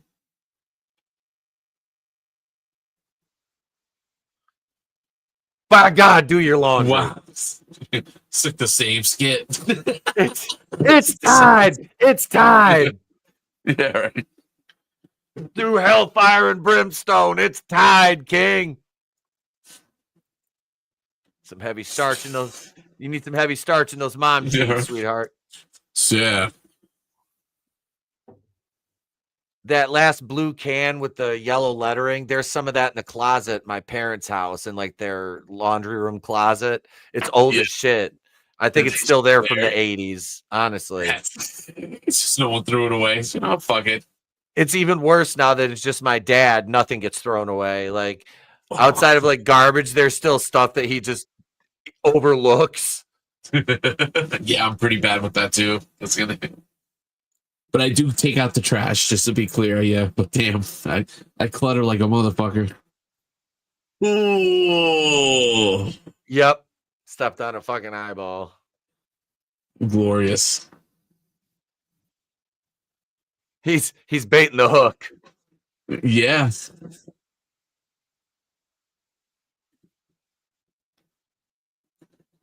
Oh.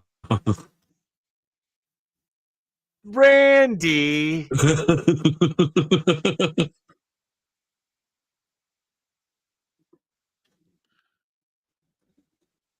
Run, bitch.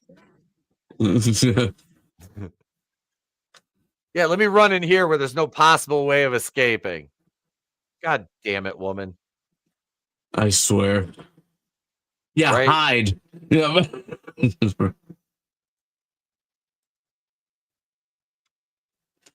You should get right back to the door then. You got the hook. That's your best shot. Maybe hide behind one of the first frack.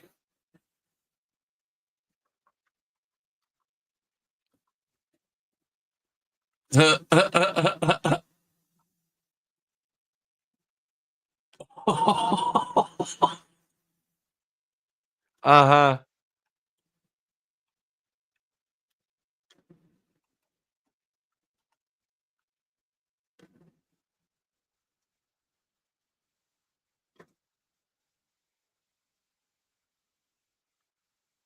Look out, Banana Joe.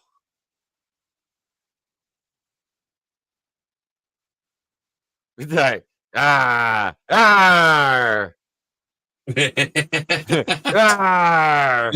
Universal monster, fucking like ride, you know. Oh, he took a claw. Right. Oh God, his hand had a family. Oh, damn. Randy, help me! Don't just hang there.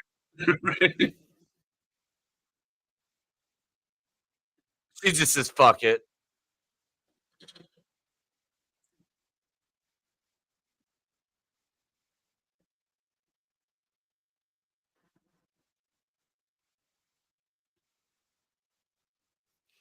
I don't think they're there. Yeah, right.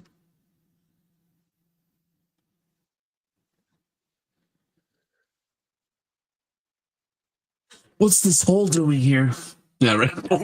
No, no.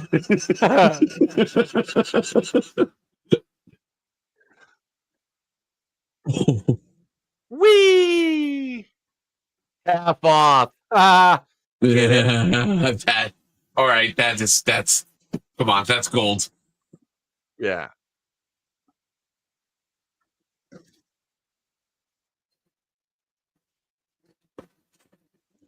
That's not what the Baylor's for. Nah.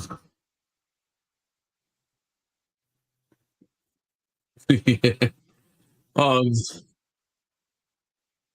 hey,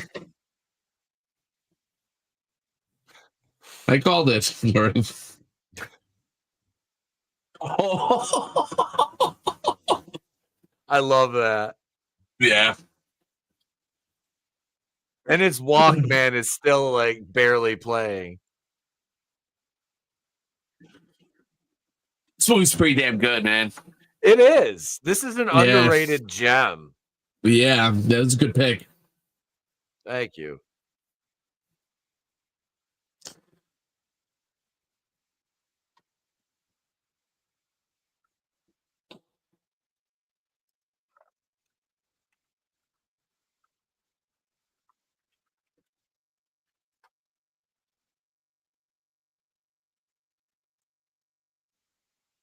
Woo!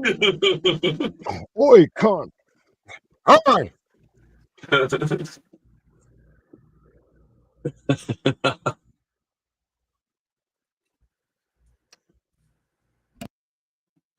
Oof. No air conditioning. It's gonna get pretty ripe in there. Yeah, there's a lot of rotting corpses. Oh. And you know the early ones, rigor mortis doesn't take long to set in, and that body's gonna start smelling real soon. Oh.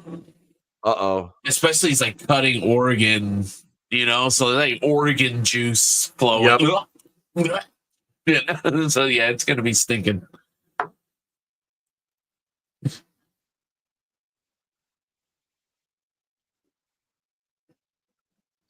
This sounds like old NFL Films music. Yeah, I love it. I love it. Yeah. He took the field expecting victory. Oh! Oh! Craig! Craig! Craig! You got knocked the fuck out, man. Get up, son. Get back Get up, up, like your father. Get back up, son. Come on, Craig. I raised you better than that. I raised you better than that. Be a man, Craig. Use these, man. You gotta Johnny Witherspoon, man. What a fucking gem. Yeah, he was great.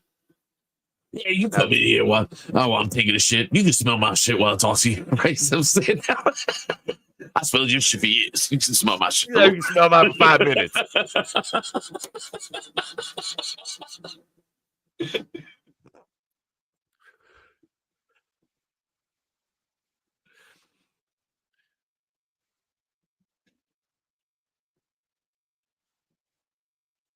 Randy, Bo Bandy. Oh, never mind.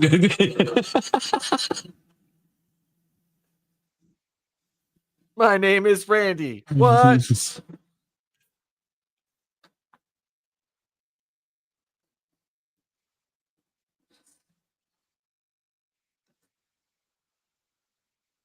Hello, Clarice.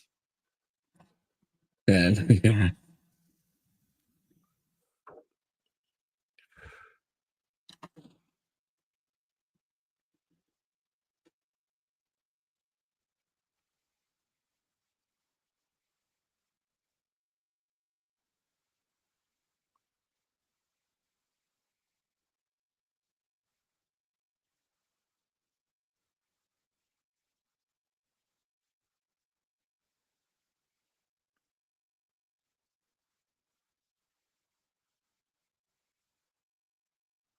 Way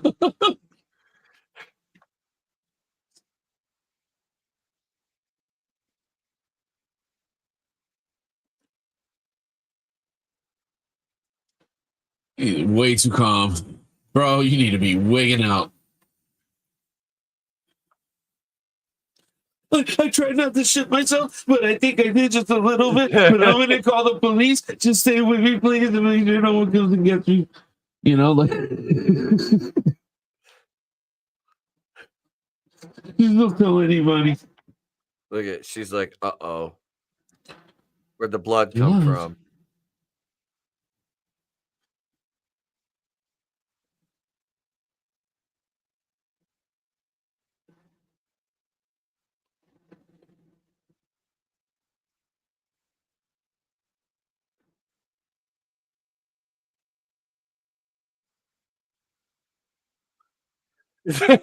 Everybody takes the time to smash the phone first. Yes.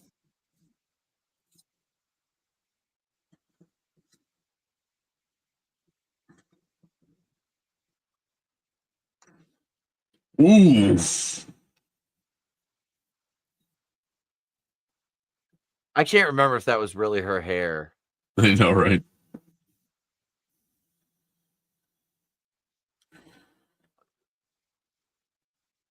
I did it for The Rock. Yeah.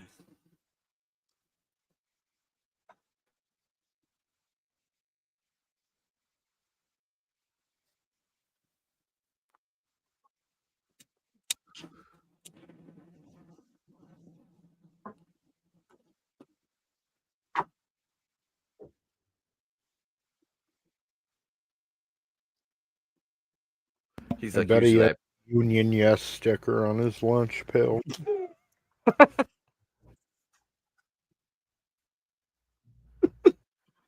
motherfucker loves this grocery store.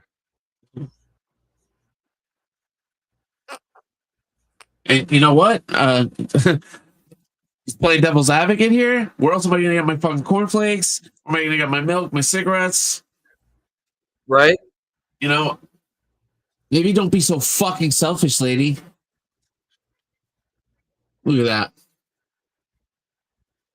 Who's gonna pay for that?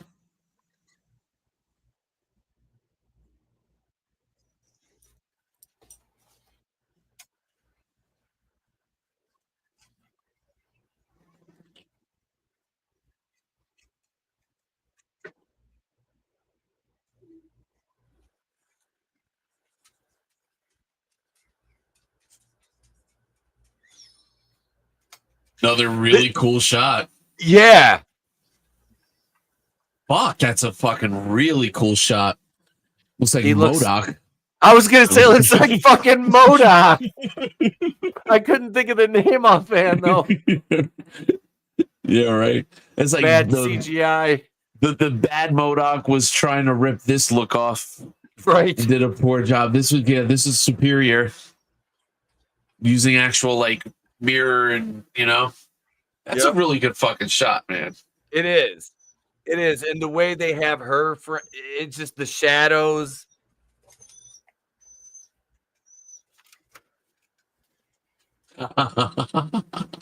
What up, Burley Sullivan? Yeah, I gotta have the chat open. Yep, Intruder is a fantastic movie. Yeah. Yeah, Burley. Yeah, I'm just learning this myself. I even, like I said, I like the build up. It was maybe a little slow, but not too slow. Like not too bad. Not enough for me to want it. I wasn't even close to wanting to check out. I was, no, pretty invested early on. Bitch, I'm here to collect the union dues. Yeah, right. He turned into Sam Elliott all of a sudden. He's like, is there some tapioca pudding around here, Tone? Sam Elliott, of course, is a fucking horse in real life. That's against OSHA regulation. Bloody beer. Did you see that? Look at him. Look at him. This guy's good, actually. Like, he's a good fucking villain. The turn, yeah, like, and then the smile. Veg. Yeah, God, give it away, you retarded horror. This week at Albertsons. All right.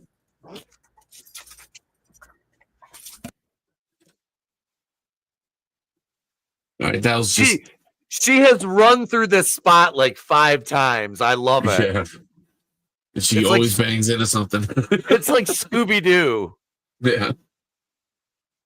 Like Zoink Scoob. Right. It's just me, you, and my Christopher Cross album. I missed the bus. No,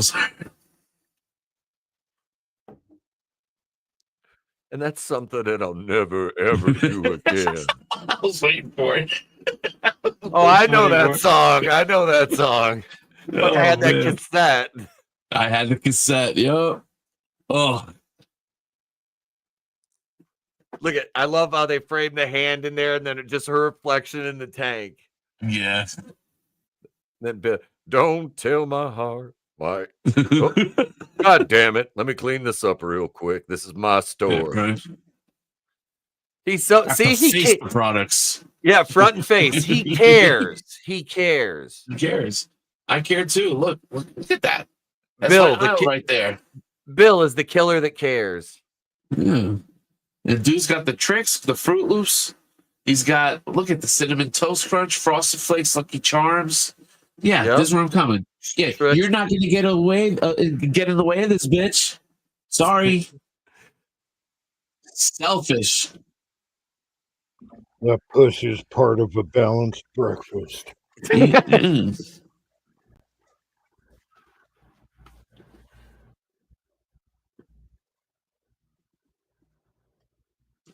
German Have some wheat germ, motherfucker. Woo.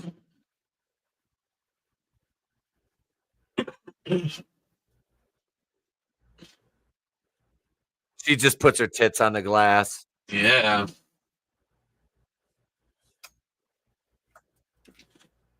Bull, bitch. Imagine.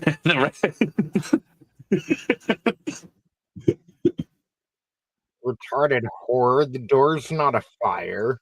Yeah, right.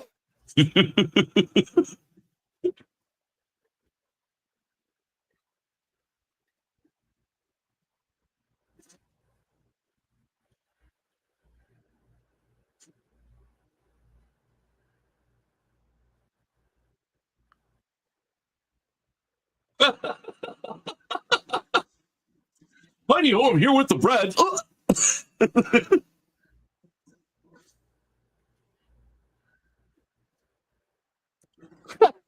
And then Nice. I bopped him on the head. For comedic effect. That almost looks Right? like the Joker. Like with the blood in front of him on the lens. He looks like the Joker in there. Oh, it made a heart and blood. Aw, he hearts you. Or like, The bread. I'm sorry, Tony. The director, Scott Spiegel, was the guy that just got killed, the bread man. Oh, okay. I'm sorry, Tony. it's either a heart or a bouquet of dicks. It looks like a Yeah. bouquet of dicks. Yeah. See what you want to see. You know what I mean? That might be that might be Schadenfreude. I don't know. Yeah, right. I saw titties. That's just me. I don't know. Damn it! I saw Titties from dicks. top Damn angle. it! Yeah, right.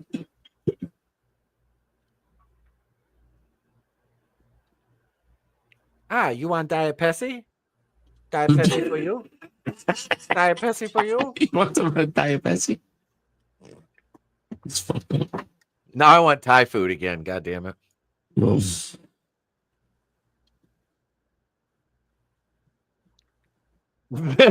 He crawled all the way downstairs.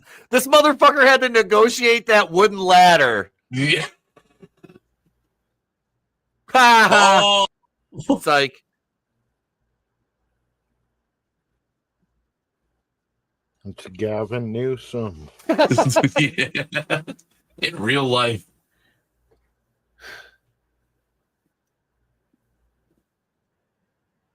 Oh, hell yeah. Union strong. And then he realized what he just did. Look what you made me do. Mm. Yeah. I'm Nobody gonna- makes me bleed my own blood.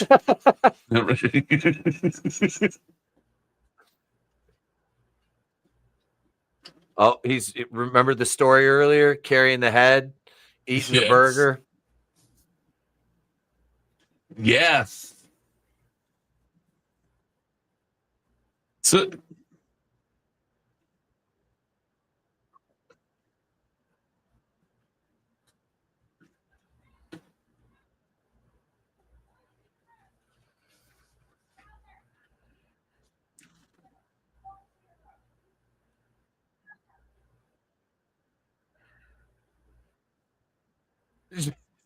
That's the weakest run. yeah.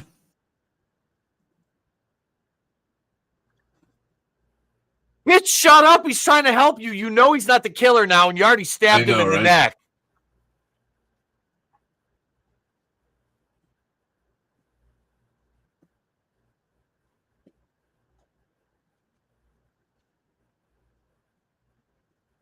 You explain this.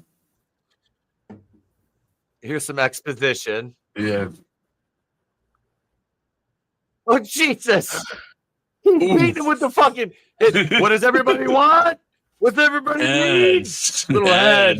Little head, baby. Like, that's my problem with these movies. Like, he didn't fight back at all. He just allowed himself to get beat With a head. unconscious by a head. Yeah. Yep. Yeah. There was a couple of moments like that. Like, obviously, Yeah. there's a couple of moments like that in this flick.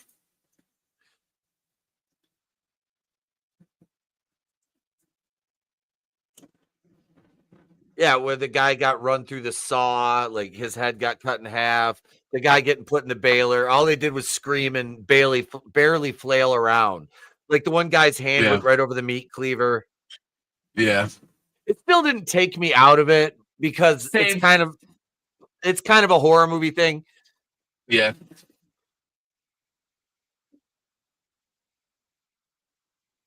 And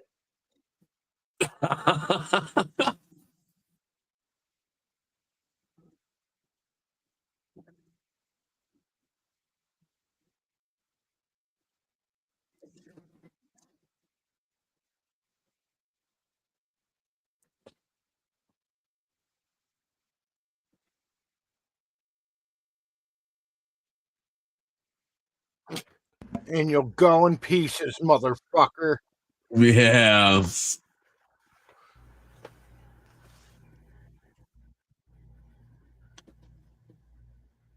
so she just stabbed him in the fucking heart.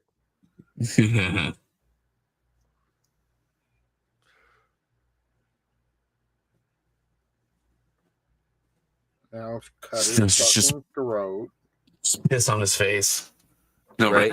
I don't know Just where that came from. Take a shit on him. Yeah, right. Real Oh, yeah. dominate. Real Yeah, domination move.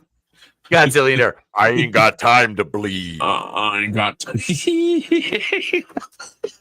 Hello, Mean Gene. Would you like some fish tacos?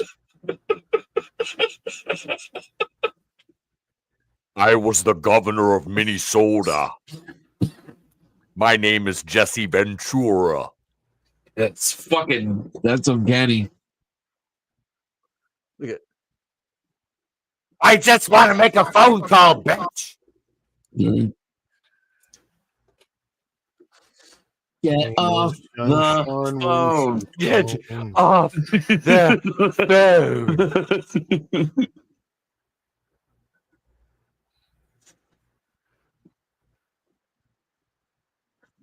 What the fuck movie was that? Where he's like, he fucking smashes him with the fucking phone.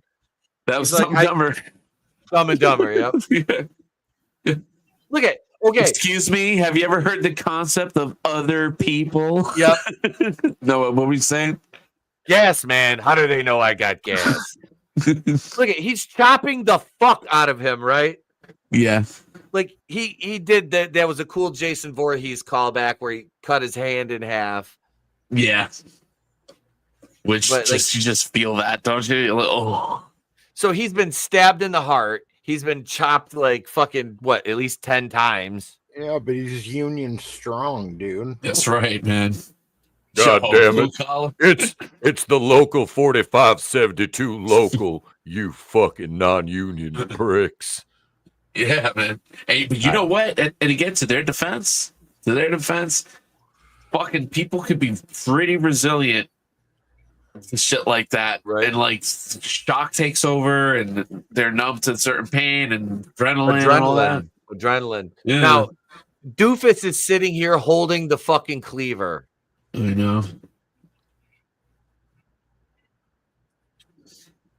Quick, kneel on his neck for 9 minutes. Right. So never. Why is that one named Officer Chauvin? Yeah, right. That's my box cutter. Oh, were you responsible for the World Trade Centers? You're not ready Yeah, for right. that yet, but your kids are going to love it. Your kid.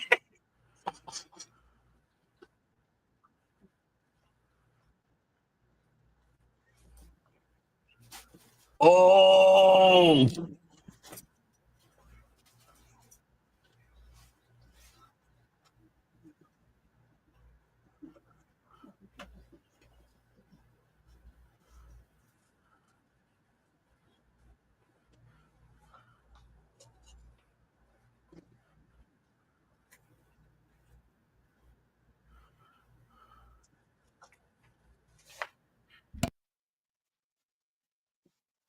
Bro, stop. Look at this. This is police brutality. What are we doing?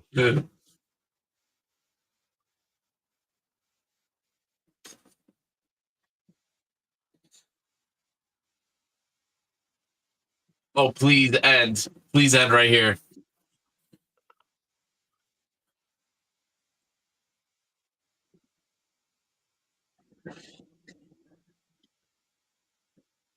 Oh. Oh my God, I got some thoughts.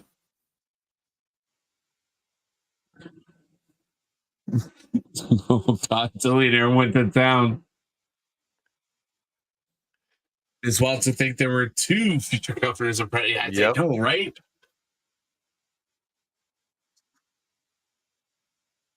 All right, I'll let those credits run for because this will be available on Patreon. But what got Tony, the last horror movie I asked you to watch, you tapped out, which I understand why.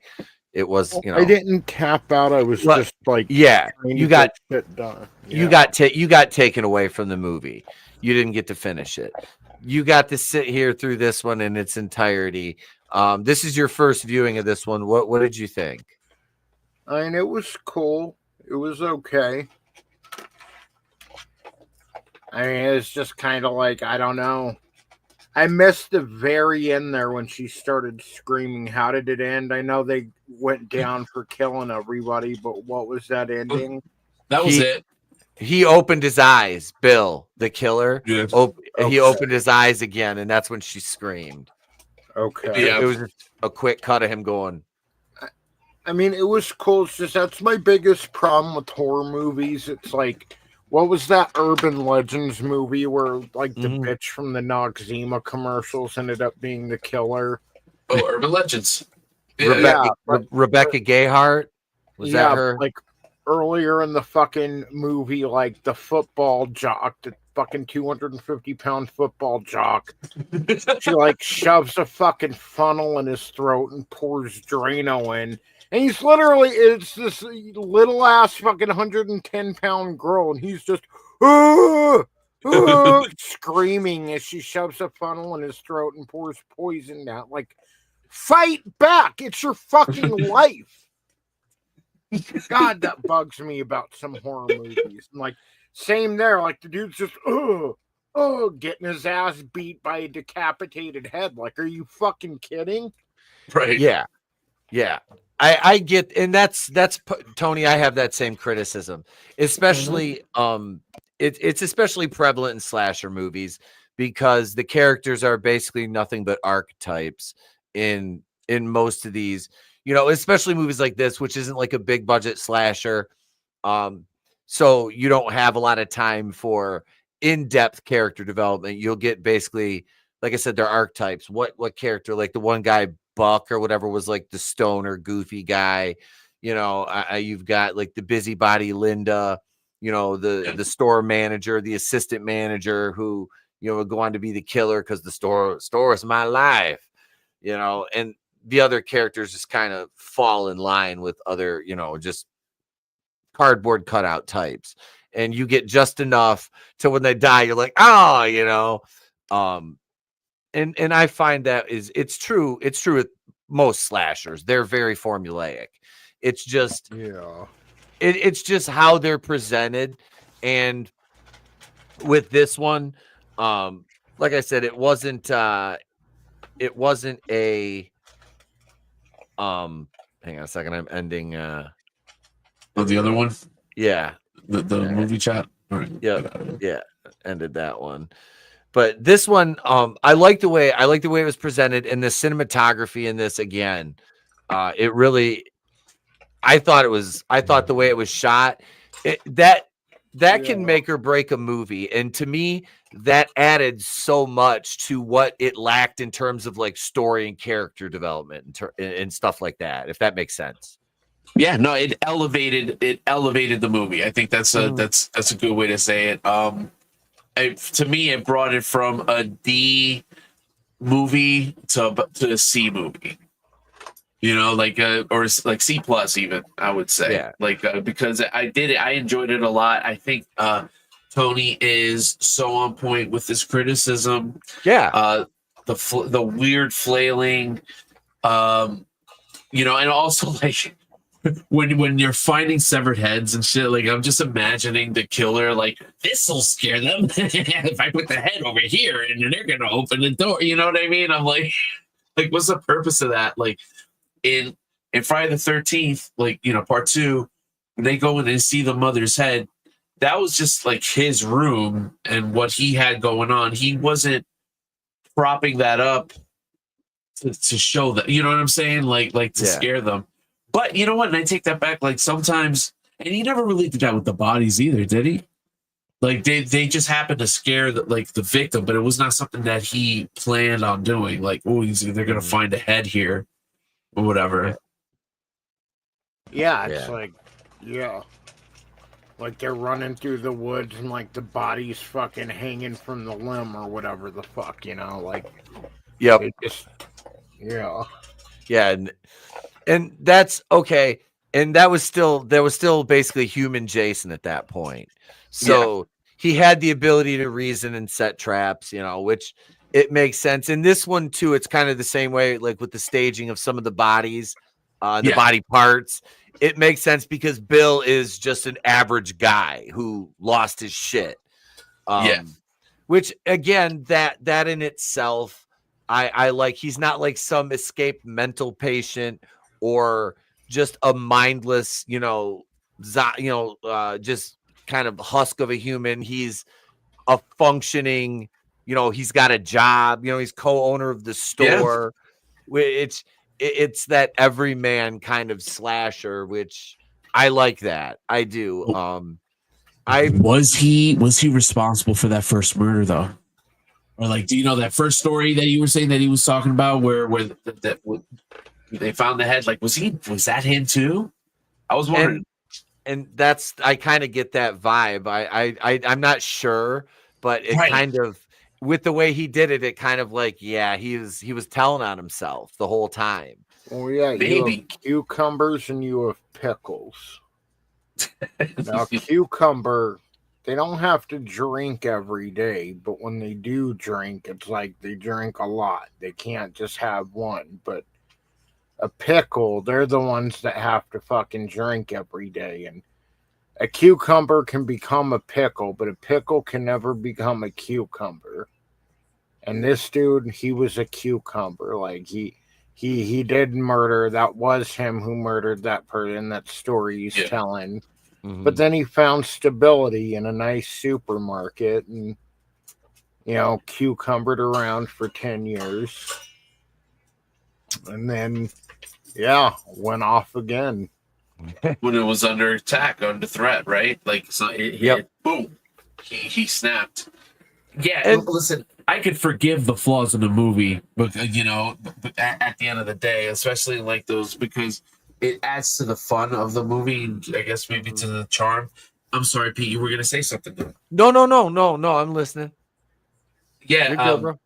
that was pretty much my thought. It's easy to forgive these flaws, or like these tropes. I wouldn't even call them flaws, or like, basic tropes. The things that we're more used to them now, but at the time in '89, these are still relatively fresh ideas. You know what I mean? Even though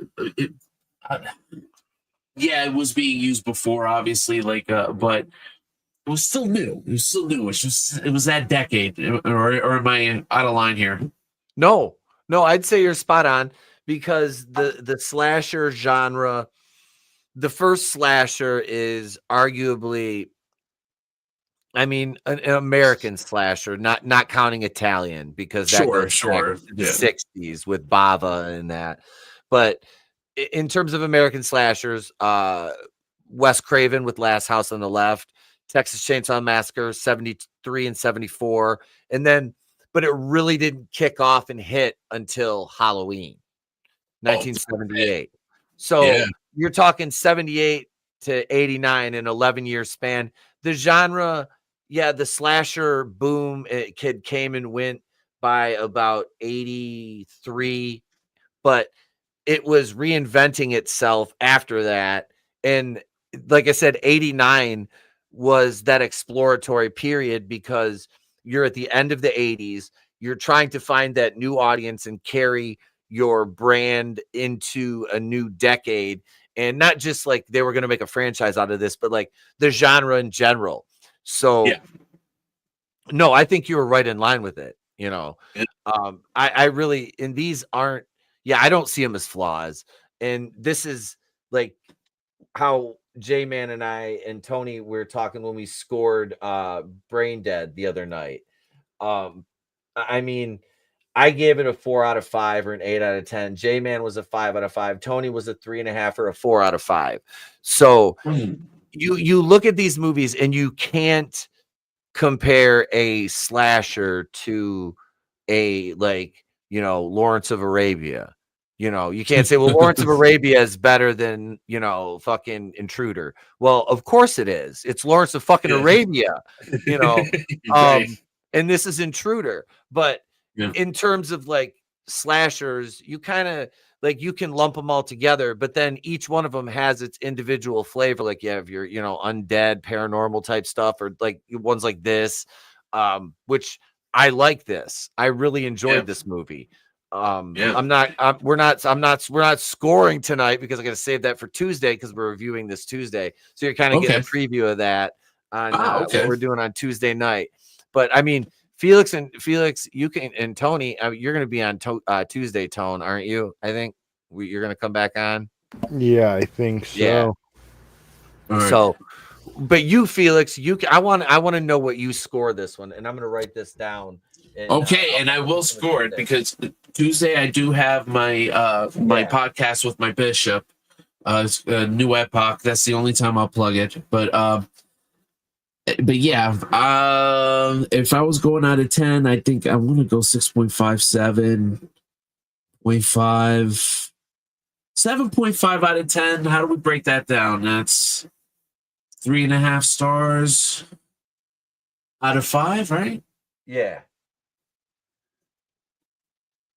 Yeah. Am I right? No, am I right? Yeah. Okay. 3.5. Or W. Yeah. Close enough. All right. I'll say 7.5 out of 10. Right, if I'm wrong. Mm-hmm. But I actually really enjoyed this movie. A lot more than I thought. All right. I'll give the cinematography definitely was a good bump. The kills, especially from what I saw in the beginning is almost like a feint, because it looks very generic. So it looks like it's not going to be that impressive kills. Like, I wasn't expecting anything crazy. There's some really good kills in there. And again, really cool shots. I didn't really pay attention to the poster, so it wasn't really spoiled for me. So I was kind of surprised by the reveal at the end, and so it was actually yeah, 7.5 out of 10, or 3.5 stars. I think that's about right. And yeah, I have to wait for y'all's review. Yeah, I would absolutely recommend it, and I would watch it again. Yeah, this has rewatchability. Like I said, this is the second time I've watched it in 5 days. So, and I wasn't bored watching this again. Yeah, Justin says of Lawrence of Arabia, he's never seen it. My fear is when I see it for the first time, it'll be dated and boring. Yeah. Movies on a pedestal will always disappoint. Justin, oh shit, yeah, that's such a great point. You know what it's like? It's like, oh, you haven't seen fucking Neverending Story, and you try to show some fucking 38-year-old your boy who's like 38. You gotta watch Neverending Story. You put that shit on, and be like, bro, this is fucking corny. What are you doing? Right? It's ain't gonna work. They're you never seen Little friendship. Monsters? Just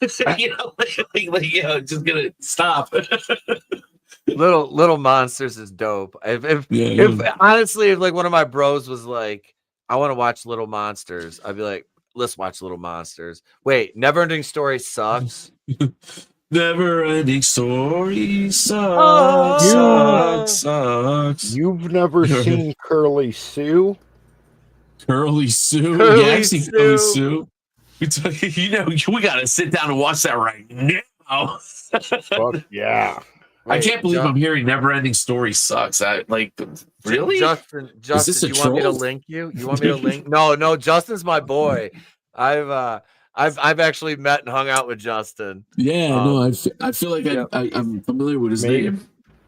Maybe it's a really elaborate troll that's all led up to this.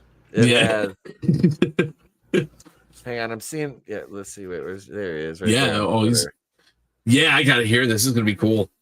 I gotta hear the case against Never-ending Story. All right, let's see. You never seen Never-ending Story 3? Oh, I have not. I own it, honestly, because my son wanted to watch the first one. So I ordered them from Amazon, and I just ordered all 3 of them. I came with the trilogy. I only saw one. I saw one. I saw one a bunch of times. I saw 2 once. Yeah, I watched 2 with him, and I was like, I remember. I honestly, I can't recall anything from the second one right now. The first one, I know. The second one, I haven't. We never made it to the third one, which I don't really think matters. It's like Back to the Future 3. Oh no! Don't make that. Back to the Future 3 shits on Never-ending Story 3. I'm sure, because that's gonna. I think Never-ending Story 3 was like a straight to video affair. Yeah. Hang on. You know what I mean? Here's Justin. What's up, Justin? How you doing, buddy? God. Like, oh my God! All of the movies you could have said, you have Never-ending to say Story. The Never-ending Story. Are you kidding me? I've been saying this for a long ass time. I hate the Never-ending Story. However, what I will say before anyone says anything, Noah Hathaway is a fucking boss for that turtle fucking sneezing on him because of the horse throwing him. Like he had $1 million worth of back surgery. That little kid who was I don't even know what Hathaway's name is. Atreyu. Yeah, Atreyu. Yes. That's that's the metal band that I don't know a song from.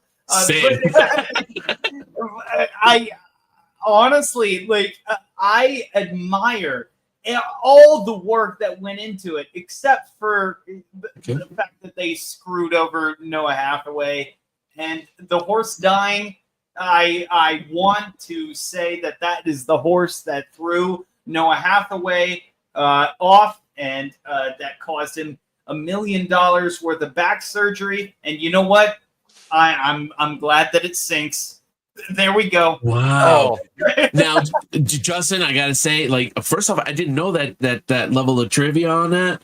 And I that didn't either. definitely leaves a stink on it. I had no clue that happened Yeah, to Noah Yeah, Hathaway. and then with the fucking turtle when he's like climbing up the tree and he sneezes and then he falls on his back again and again. I'm like, dude, this was before the beginning of the production. That should have been like the last scene they shot. Yeah. I just like throwing him like I don't know Wolfgang fuckface. Like I don't know what his name is. Get up, you pussy. We got 4 more takes of this. Yeah. Wait. Let me. I can speak to that because, you know, that's kind of what I do is fall for a living.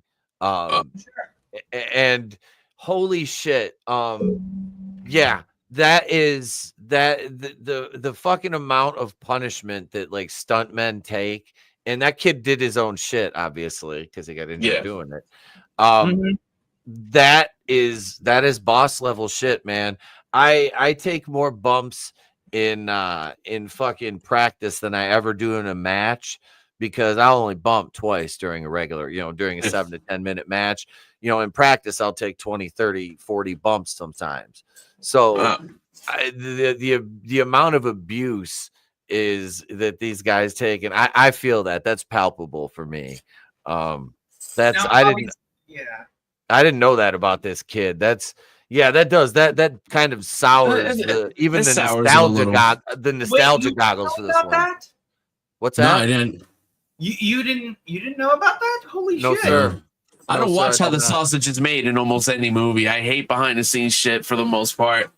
But this in a way this kind of proves my point, right? Because as a kid, Never Ending Story, like, you know, I didn't know all that shit going into it, and I liked the movie.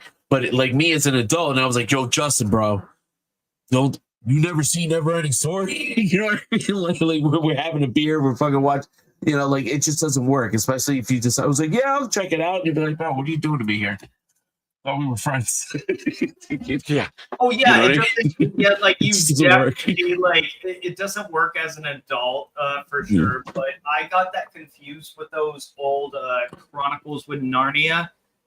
You know, like sort of like the British television series that like I had the DVDs for, and I got that confused with them. Like Aslan is like the fucking goat dude, like Mr. Tumnus on this goat dog dude. It all looks exactly the same. Wow. Now that you say that, it's terrifying, but also I have to say Sebastian is such a fucking bitch. Like, talk about an unlikable like protagonist. Noah Hathaway is the way to go. Like if you watch like Atreyu's journey, like that is digestible. But as soon as it goes like outside of it, fuck this kid. He's annoying, he's whiny, and his mother is some bitch named Moonchild who was born in the summer of 1969. I don't give a fuck. I don't care of this Bastion. Oh, it's more like a fucking bastard child. Like, clearly, like, I'm surprised that the father is the one involved in this situation as opposed to the mother. Like, he just, I guess he lucked out that he wasn't in an orphanage because he's such a bitch. I handle him. Like, he's unwatchable. Justin. Yes. First of all, I love you. Oh man, that's poetry. That was poetry. I love you. That was welcome back. Welcome back. I just gotta say, like, I could just picture. Yes. I was gonna say I could picture like Noah Hathaway, whatever, doing all this shit, falling off the tree, and all of a sudden, Joe, get up! We got 3 more takes. You know, after fucking like 4 hours doing that shit, it was like, great. Okay, Bastion. In this take, I want you to read. Yes. Turn the page on this take. I have to tell you this. Like, I've been holding all of this in for so long. please. This is in Solo. Like if Sipler did not mention Never Ending Story, I would not be on here right now. Oh, I'm Well, hey. glad he did. it's a win. That's win-win, man. That's a win-win. Oh my It gosh. Oh That's my a good God. case. I haven't seen that movie in years, though. So I mean, like, who knows if I try to watch it now? I was like, I don't know. I mean, I can appreciate, like you said, the special effects going into it, but damn, bro. All right, like again, and shit. As a kid, you're watching that movie. This is not shit that you would see in like a modern day kids movie, right? Like with the horse fucking dying, Artax dying. Yeah. That was intense. This is a fucking kids movie. You know, the nothing, and then there was the wolf, right? That character. There were some elements in there that it was like where they treated the kid with a little bit more respect as far as like being able to present like, you know, scary elements and you know, things like that. And I don't want to take away from that beautiful rant that Justin gave us, because like again, yeah, there's definitely merit to it, but yeah. Bastion, I respect Atreyu's journey, because that's his journey. That's not Sebastian, and what it's just. Well, go ahead. Atreyu actually went on the hero's journey. Yes. Yeah, he did all the legwork again. Bastion, I'm gonna need you to read and mistake. Yeah, that was it. Just and then open the book. Get on the back of the big fluffy red dragon and go, yeah, dude. I would look just as lame on that fucking luck dragon. I was going after my fucking bullies. Luck dragon. I don't know what kind of luck that no one Hathaway have. But anyways, you were. Go ahead.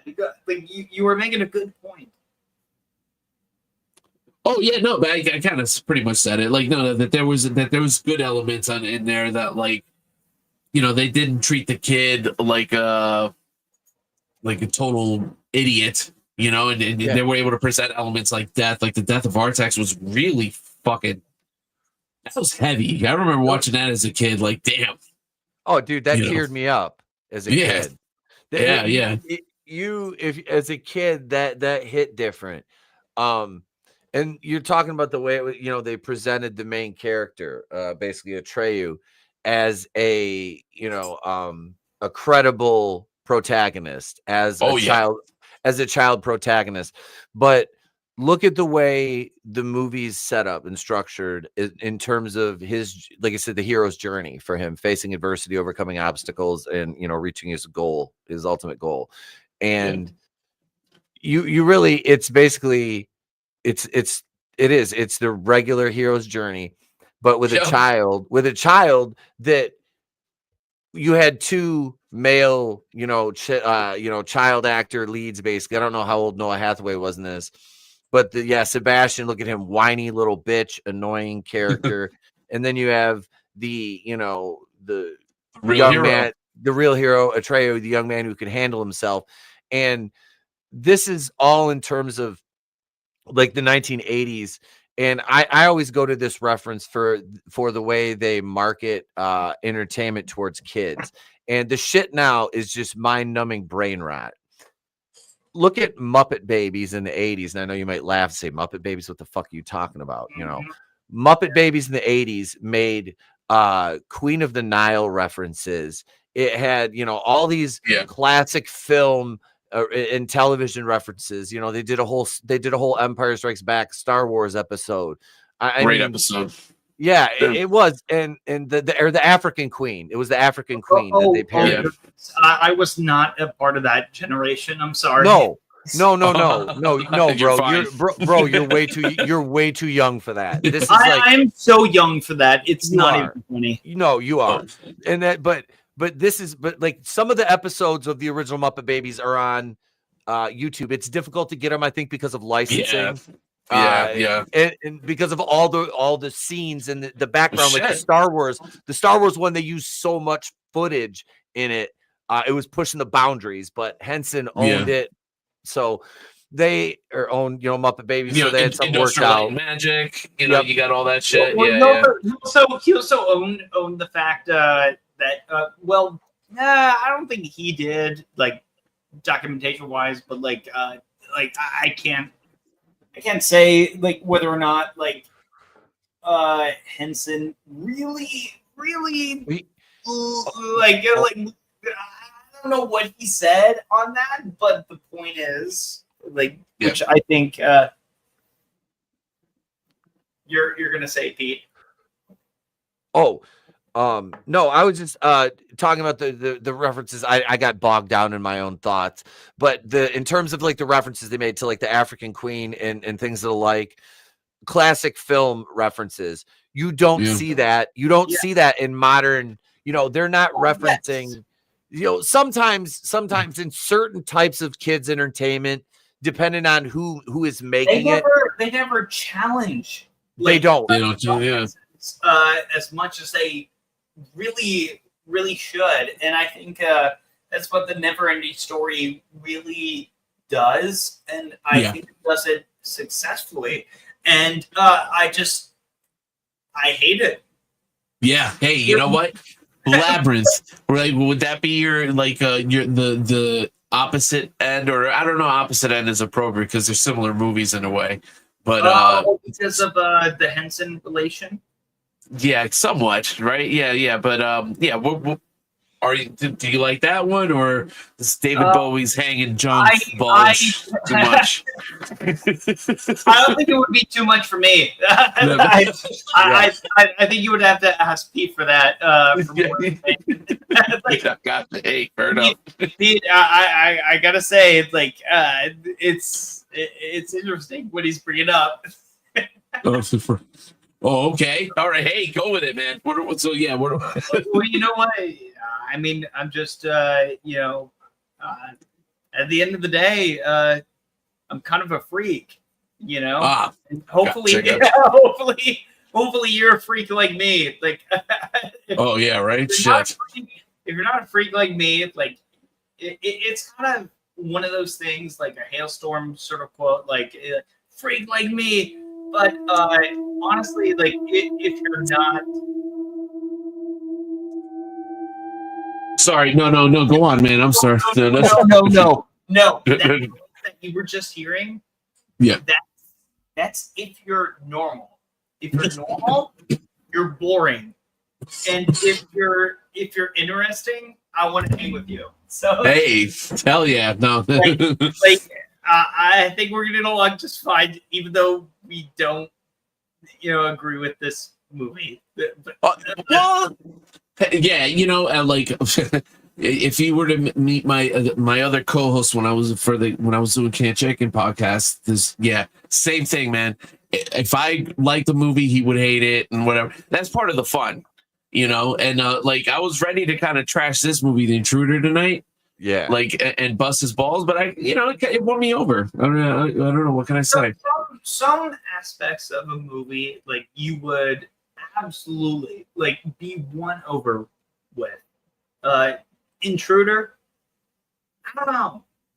It's been a long time since I've seen it, but I only came on because you mentioned the Never-Ending Story, and that's why I came on. I was like, I can't even wait. No, I was like, no, you could not defend the Never-Ending Story like this. I'm so glad Justin came on because I get to tell the story, because Justin met my lovely wife, and she now refers to him as the little dude that wore the pink pants at the convention. He was the jittery little guy who wore the pink pants. She goes, the jittery guy who wore the pink pants. I don't know. Imagine if AC/DC was a schoolboy, and then decided to Angus Young decided to wear pink pants. I guess that would be me. Oh yeah. Hey, man. That's right. That's as bad as I'd go. What's that? I say I'd go as bad as salmon. I'd wear salmon pants. I wouldn't go much further than that. Pink. That's a little for me anyway. I got a Hawaiian shirt to wear to the rest. I wear it regularly anyway, but I'm wearing it like everybody else has to wear suits. Everybody's supposed to wear At this suits. time, you're wearing a Savannah Bananas jersey or something. I know you're literally, isn't that literally pink right now? No, this is yellow. This is the Lakers, baby. I'm wearing a big game. This is James fucking Worthy. Ain't Savannah Bananas. Yeah. Although I am aware of their existence. Yellow is just gay or pink. No, I'm kidding. It's been great having Felix on these last couple streams. No, I love them. Totally kidding. It's Actually, fine. It's like fine. the Lakers. I know. Again, this is another jersey I bought when I was a kid. One of my collection that I bought oversized, and I can wear it 45. So yeah. Nice. But no, man, it's okay. My Van Halen shirt that I wore when I was on my first day in high school. It was a size large, and people asked me if it was vintage. No. Yeah, But- manliness and motivation. Yes, it is technically because it's been like 10 years. salmon is what all closeted men call their pink clothes. Picked up on Damn that, you, yeah. manliness. Yeah, I know, right? But Fucking the fact salmon. that you can still fit into it is kind of nice. You know, but you know, I was like, and it's one of those things where I'm like, going back to the never-ending story, and like, you are totally correct when it comes to like themes of like challenging other viewers and understanding that you know, life isn't perfect, and this is like establishing like the fact that it's a fantasy world. And what draws me out of it like nowadays is the Augustus Gloop like sort of thing, like the Oompa Loompas is they're all portrayed by one of the actors who's like a tiny person in that, and I just like that. It bothers me. It bothers me. Okay. Oompa loompa doompa dee doo. I've got another riddle for. I don't know. Yeah. What also bothers me is you know what you said, Sith Lord, about part 3. I think that's honestly the only digestible one. Interesting. That's I don't know. That one, I felt like that one was the most. And then I also want to insult Sesame Street, but it's like it was very. I don't know. I need to give it a rewatch though, if I'm being fair, because I only saw it once. You know what I mean? When I was a kid. Jack Black is in it, and that's honestly the only thing that saves it. Yeah, right. It's actually like really bad. Oh, that's He's great. The guy from Free Willy, like, well, he's not that bad, but I really liked Jonathan Brandis from the second film. What a shame. Yeah. And I like the themes a lot more because, like, diving from the high dive, I've never had to do that, but I've always I've always had a experience with. Here's a secret for you guys. Like, I'm afraid of backflips. I can't do it. For some reason, I can't do it. You Like, just picture your neck snapping and then like, you know what I mean? On the side of the pool, like aiming wrong, like, and just like being like, yes, and like diving backwards and just like landing on straight concrete is just my worst nightmare. Like, or just belly flopping. Back flopping. Like, that's what happened to me so many times because I couldn't do it. Oh man! And now Etep is like, where is this show gone? I have no idea at this point. I've eaten like 5 edibles, so I mean, yeah. And I smoked a fat bowl before we started. It's been a long fucking day. You said something about 40 bumps too, right? So I'm like, Yeah. Again, if this Sith Not Lord, those bumps. right? As long as Sith Lord had not said the never-ending story, like I would not be on here. Well, No. yeah, hey. I would not have been like, "Fuck you, no." This is like the literal cherry on top. Like it's actually this works. It was it was worth it. Yeah. So It was a good time. what was I know you were like doing a watch along. Assuming the movie is complete, right? Yeah.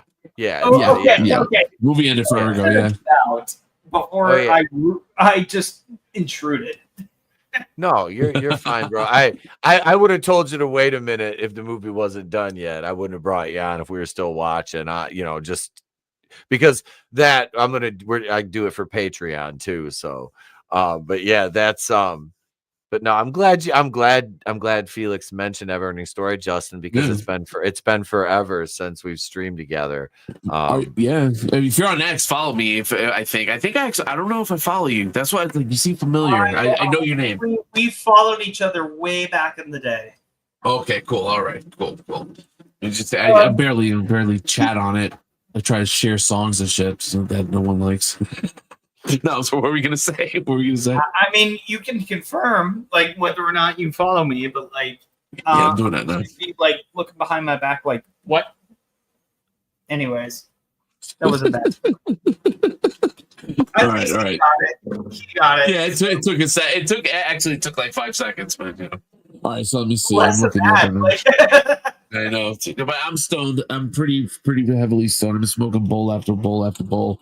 Watching the Intruder here. This is so yeah. Like, oh gosh. What you were going to break it down? The plot. Pete, what's that? You were going to tell him the plot of the story, right? He was asking what the story was. So the plot of the movie was it's an overnight grocery store crew getting terrorized by a killer in their midst, and the grocery store like slasher film. Mm-hmm. I think I've seen it. No, I'm not even kidding. I think I've seen it, and I don't remember who the killer was, but it was kind of dumb. No, kind of dumb, kind of. Well, because they gave it away. Remember, like here. Yes. This is the thumbnail for the stream, but it was also the part of the movie poster. Yes. Oh my gosh, I watched this on my own volition, and for some reason, I've watched this now 2 times in the last 5 days. Me and my kid, my son and I, it was like his 10th birthday. We're on vacation and we watched this at night. And we're sitting there. We both enjoyed it. This is the second time, like I said, I've watched it. I enjoyed the hell out of it. I thought it was you take it for what it is. It's a fun slasher movie that has fucking amazing cinematography.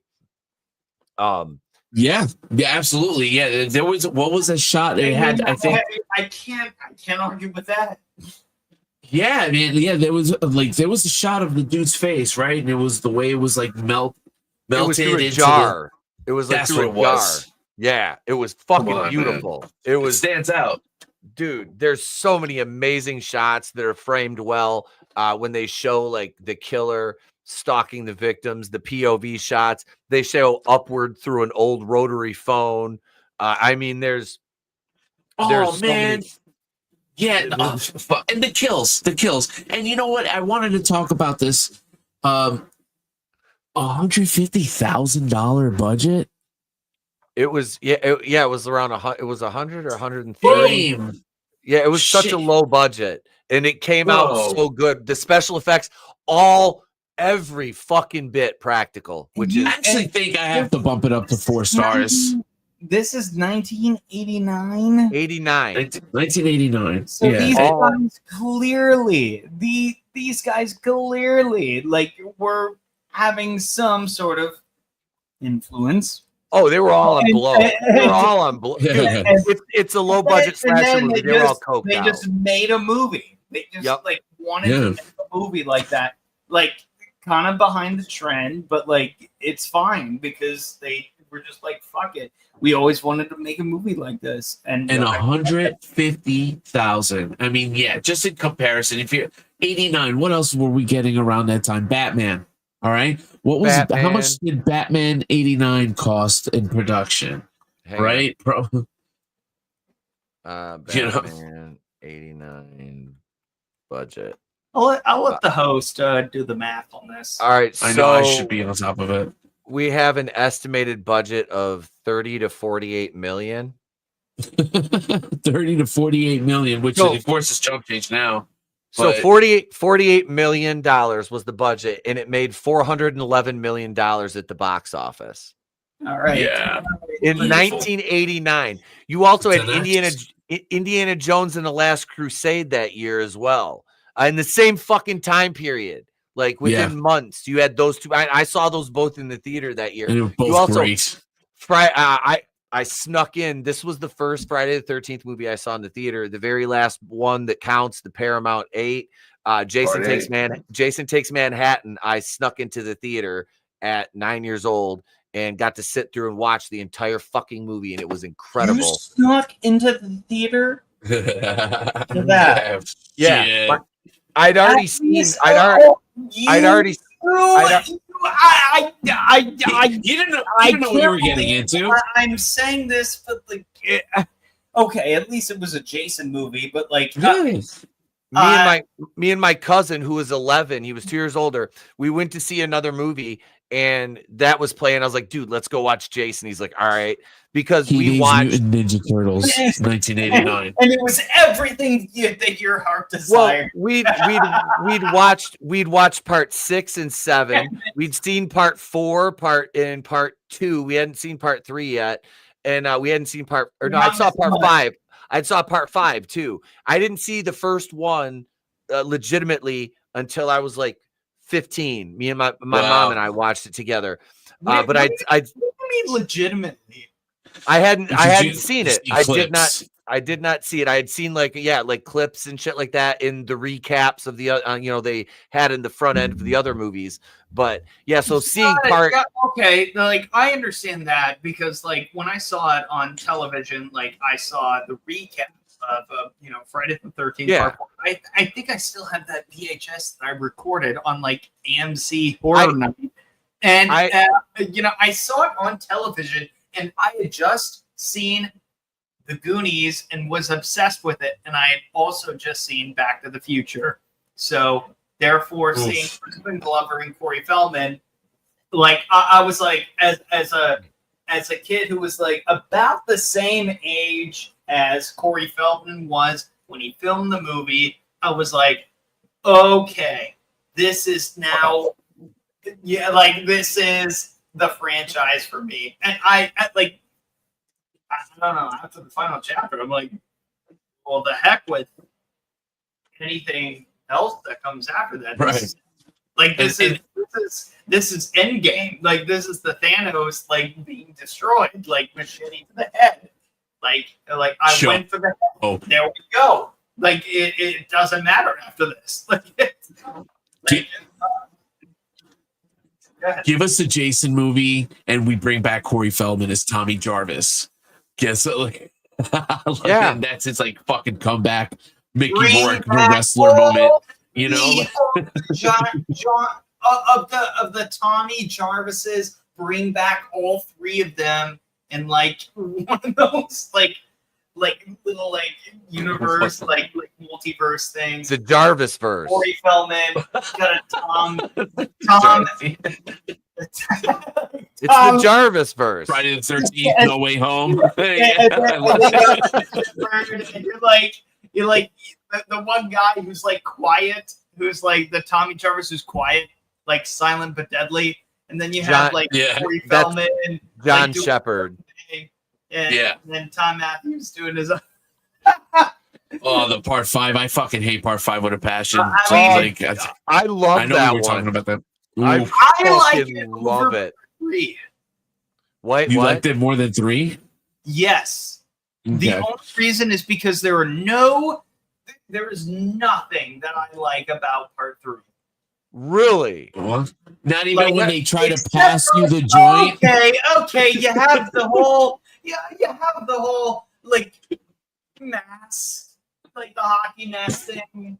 Yeah. What and else that is dude- there? Nothing except for this like hollow, like at the end, you have Mrs. Voorhees like reaching out and killing this girl who like was sexually assaulted by Jason. No, to all of that.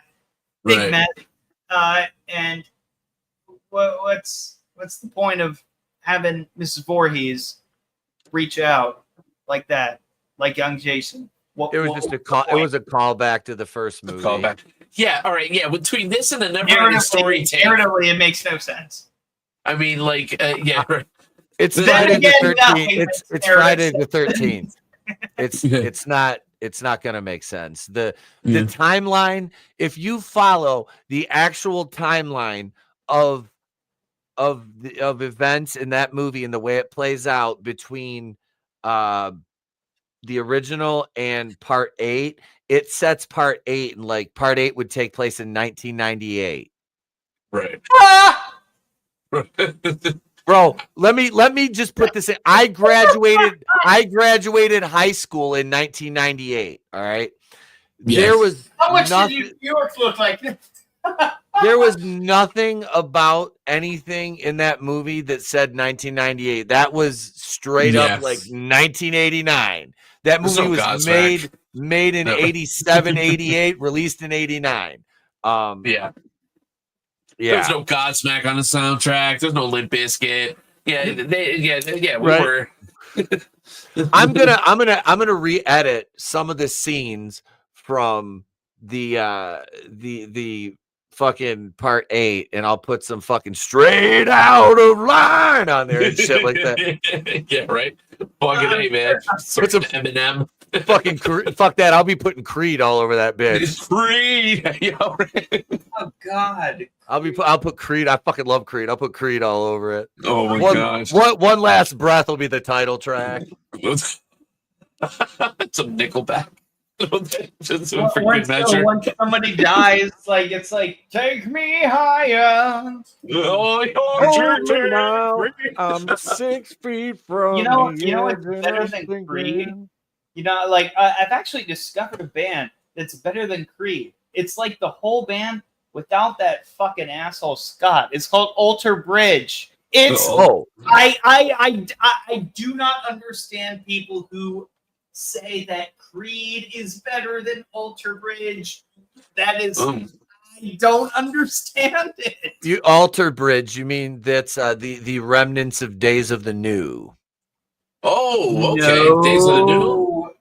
No. Isn't that? Yeah. But some of the members from Days of the New, they left and formed. Was it Alter Bridge? I'm pretty No. sure. No. Everyone who is except for Scott Strap-on is Scott Strap-on. is a part of Alter Bridge. No, I'm not. Everyone from Creed is a part of Alter Bridge except for the vocalist. I know. I'm fucking with you. And I'm stoned. No. Alter Bridge did. I thought you didn't know that. No, Alter Bridge did the Judgment Day theme song, and I really dig that. The other side, as a wrestling fan, I was like, that was one of my favorite newer theme songs. Was in Alter Bridge, of course. They did Metal Angus, Edge's fucking entrance music, which he owns the rights to, is why he's using it in AEW right now. Which that's a fantastic song too. But Ooh, Ignatius, is that what it is? I don't know, man. I'm just here for the manliness and motivation messages. Creed, I can't believe we're actually talking about I managed to sneak my way into a movie that I actually did watch years ago, the shopping mall serial killer one. Wasn't there a big sequence in the meat compartment, and there was a body Yeah. Sam, was it was it- Sam or Ted Raimi that took the fucking meat hook, Felix? Ooh, Oh, oh I yes, think it was Sam. It was Sam. I Sam. think it was Sam. I'm pretty sure. I'm stoned too, but I'm pretty sure it was Sam who took the meat hook. Hey, Somebody told me on Twitter to watch this movie. it's a fun watch. It really is. It really was fun, but like the motivation makes no sense. I just like No. I didn't care at that point, and I No. think I don't know. I just took it for what it was. But before we go, Justin, have you ever seen Say Anything? Is that the Boombox movie? Yeah. Did you see the re-edit of that scene? No. Hopefully Why? it's put it on. Why? Here, let me play it. Let me play it for you. Hang on.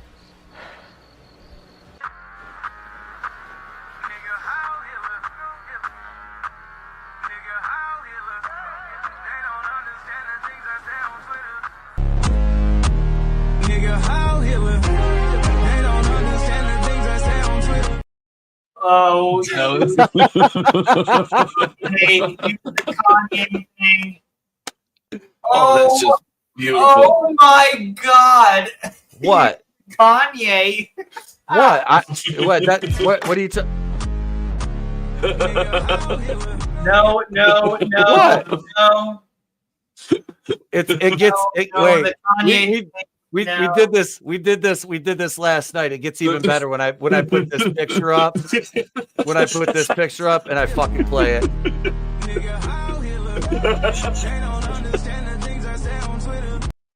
I don't know if you can believe this, but Pete's having problems with getting monetized or getting kicked off of platforms here for some reason. I got yeeted off of Nerve. Facebook. I got That's what yeeted it off of was. Facebook again twice today. Once I got up this morning, I logged on and I was scrolling through my timeline and I get the thing, your account's been suspended, but your account's and then I start a new account, new email. This one gets kicked off. I'm like, okay, so I can't use my real name anymore, apparently. Okay. Oh, shit. So now I'm operating under an assumed name on Facebook and having to re-add people again. So I know manliness. I know we're friends on Facebook. You'll be getting a message from me or a friend request, and it's my wrestling profile picture. So Here's my manliest message. it's me. Trust me. I said one of my buddies like, I assure you, it is me. Trust me. Nobody's gonna steal this identity. But folks, Yes, we've been. You know what you should do? You should just send him a link. Just a link, like a sausage link. And then Oh, so bit of the old sausage. that was a bad one. ladies and gentlemen, thank you for joining us. Thank you, Joy, for joining us for Intruder. That will be available. Full commentary will be available on Patreon. That's patreon.com/wrestling with horror 420. $2 a month. You can become a brain buster. Thank you to all our channel members. Thank you to Tony, who had to jet. Felix, thank you for being here again, brother. 2 nights in a row. Always. Appreciate you, man.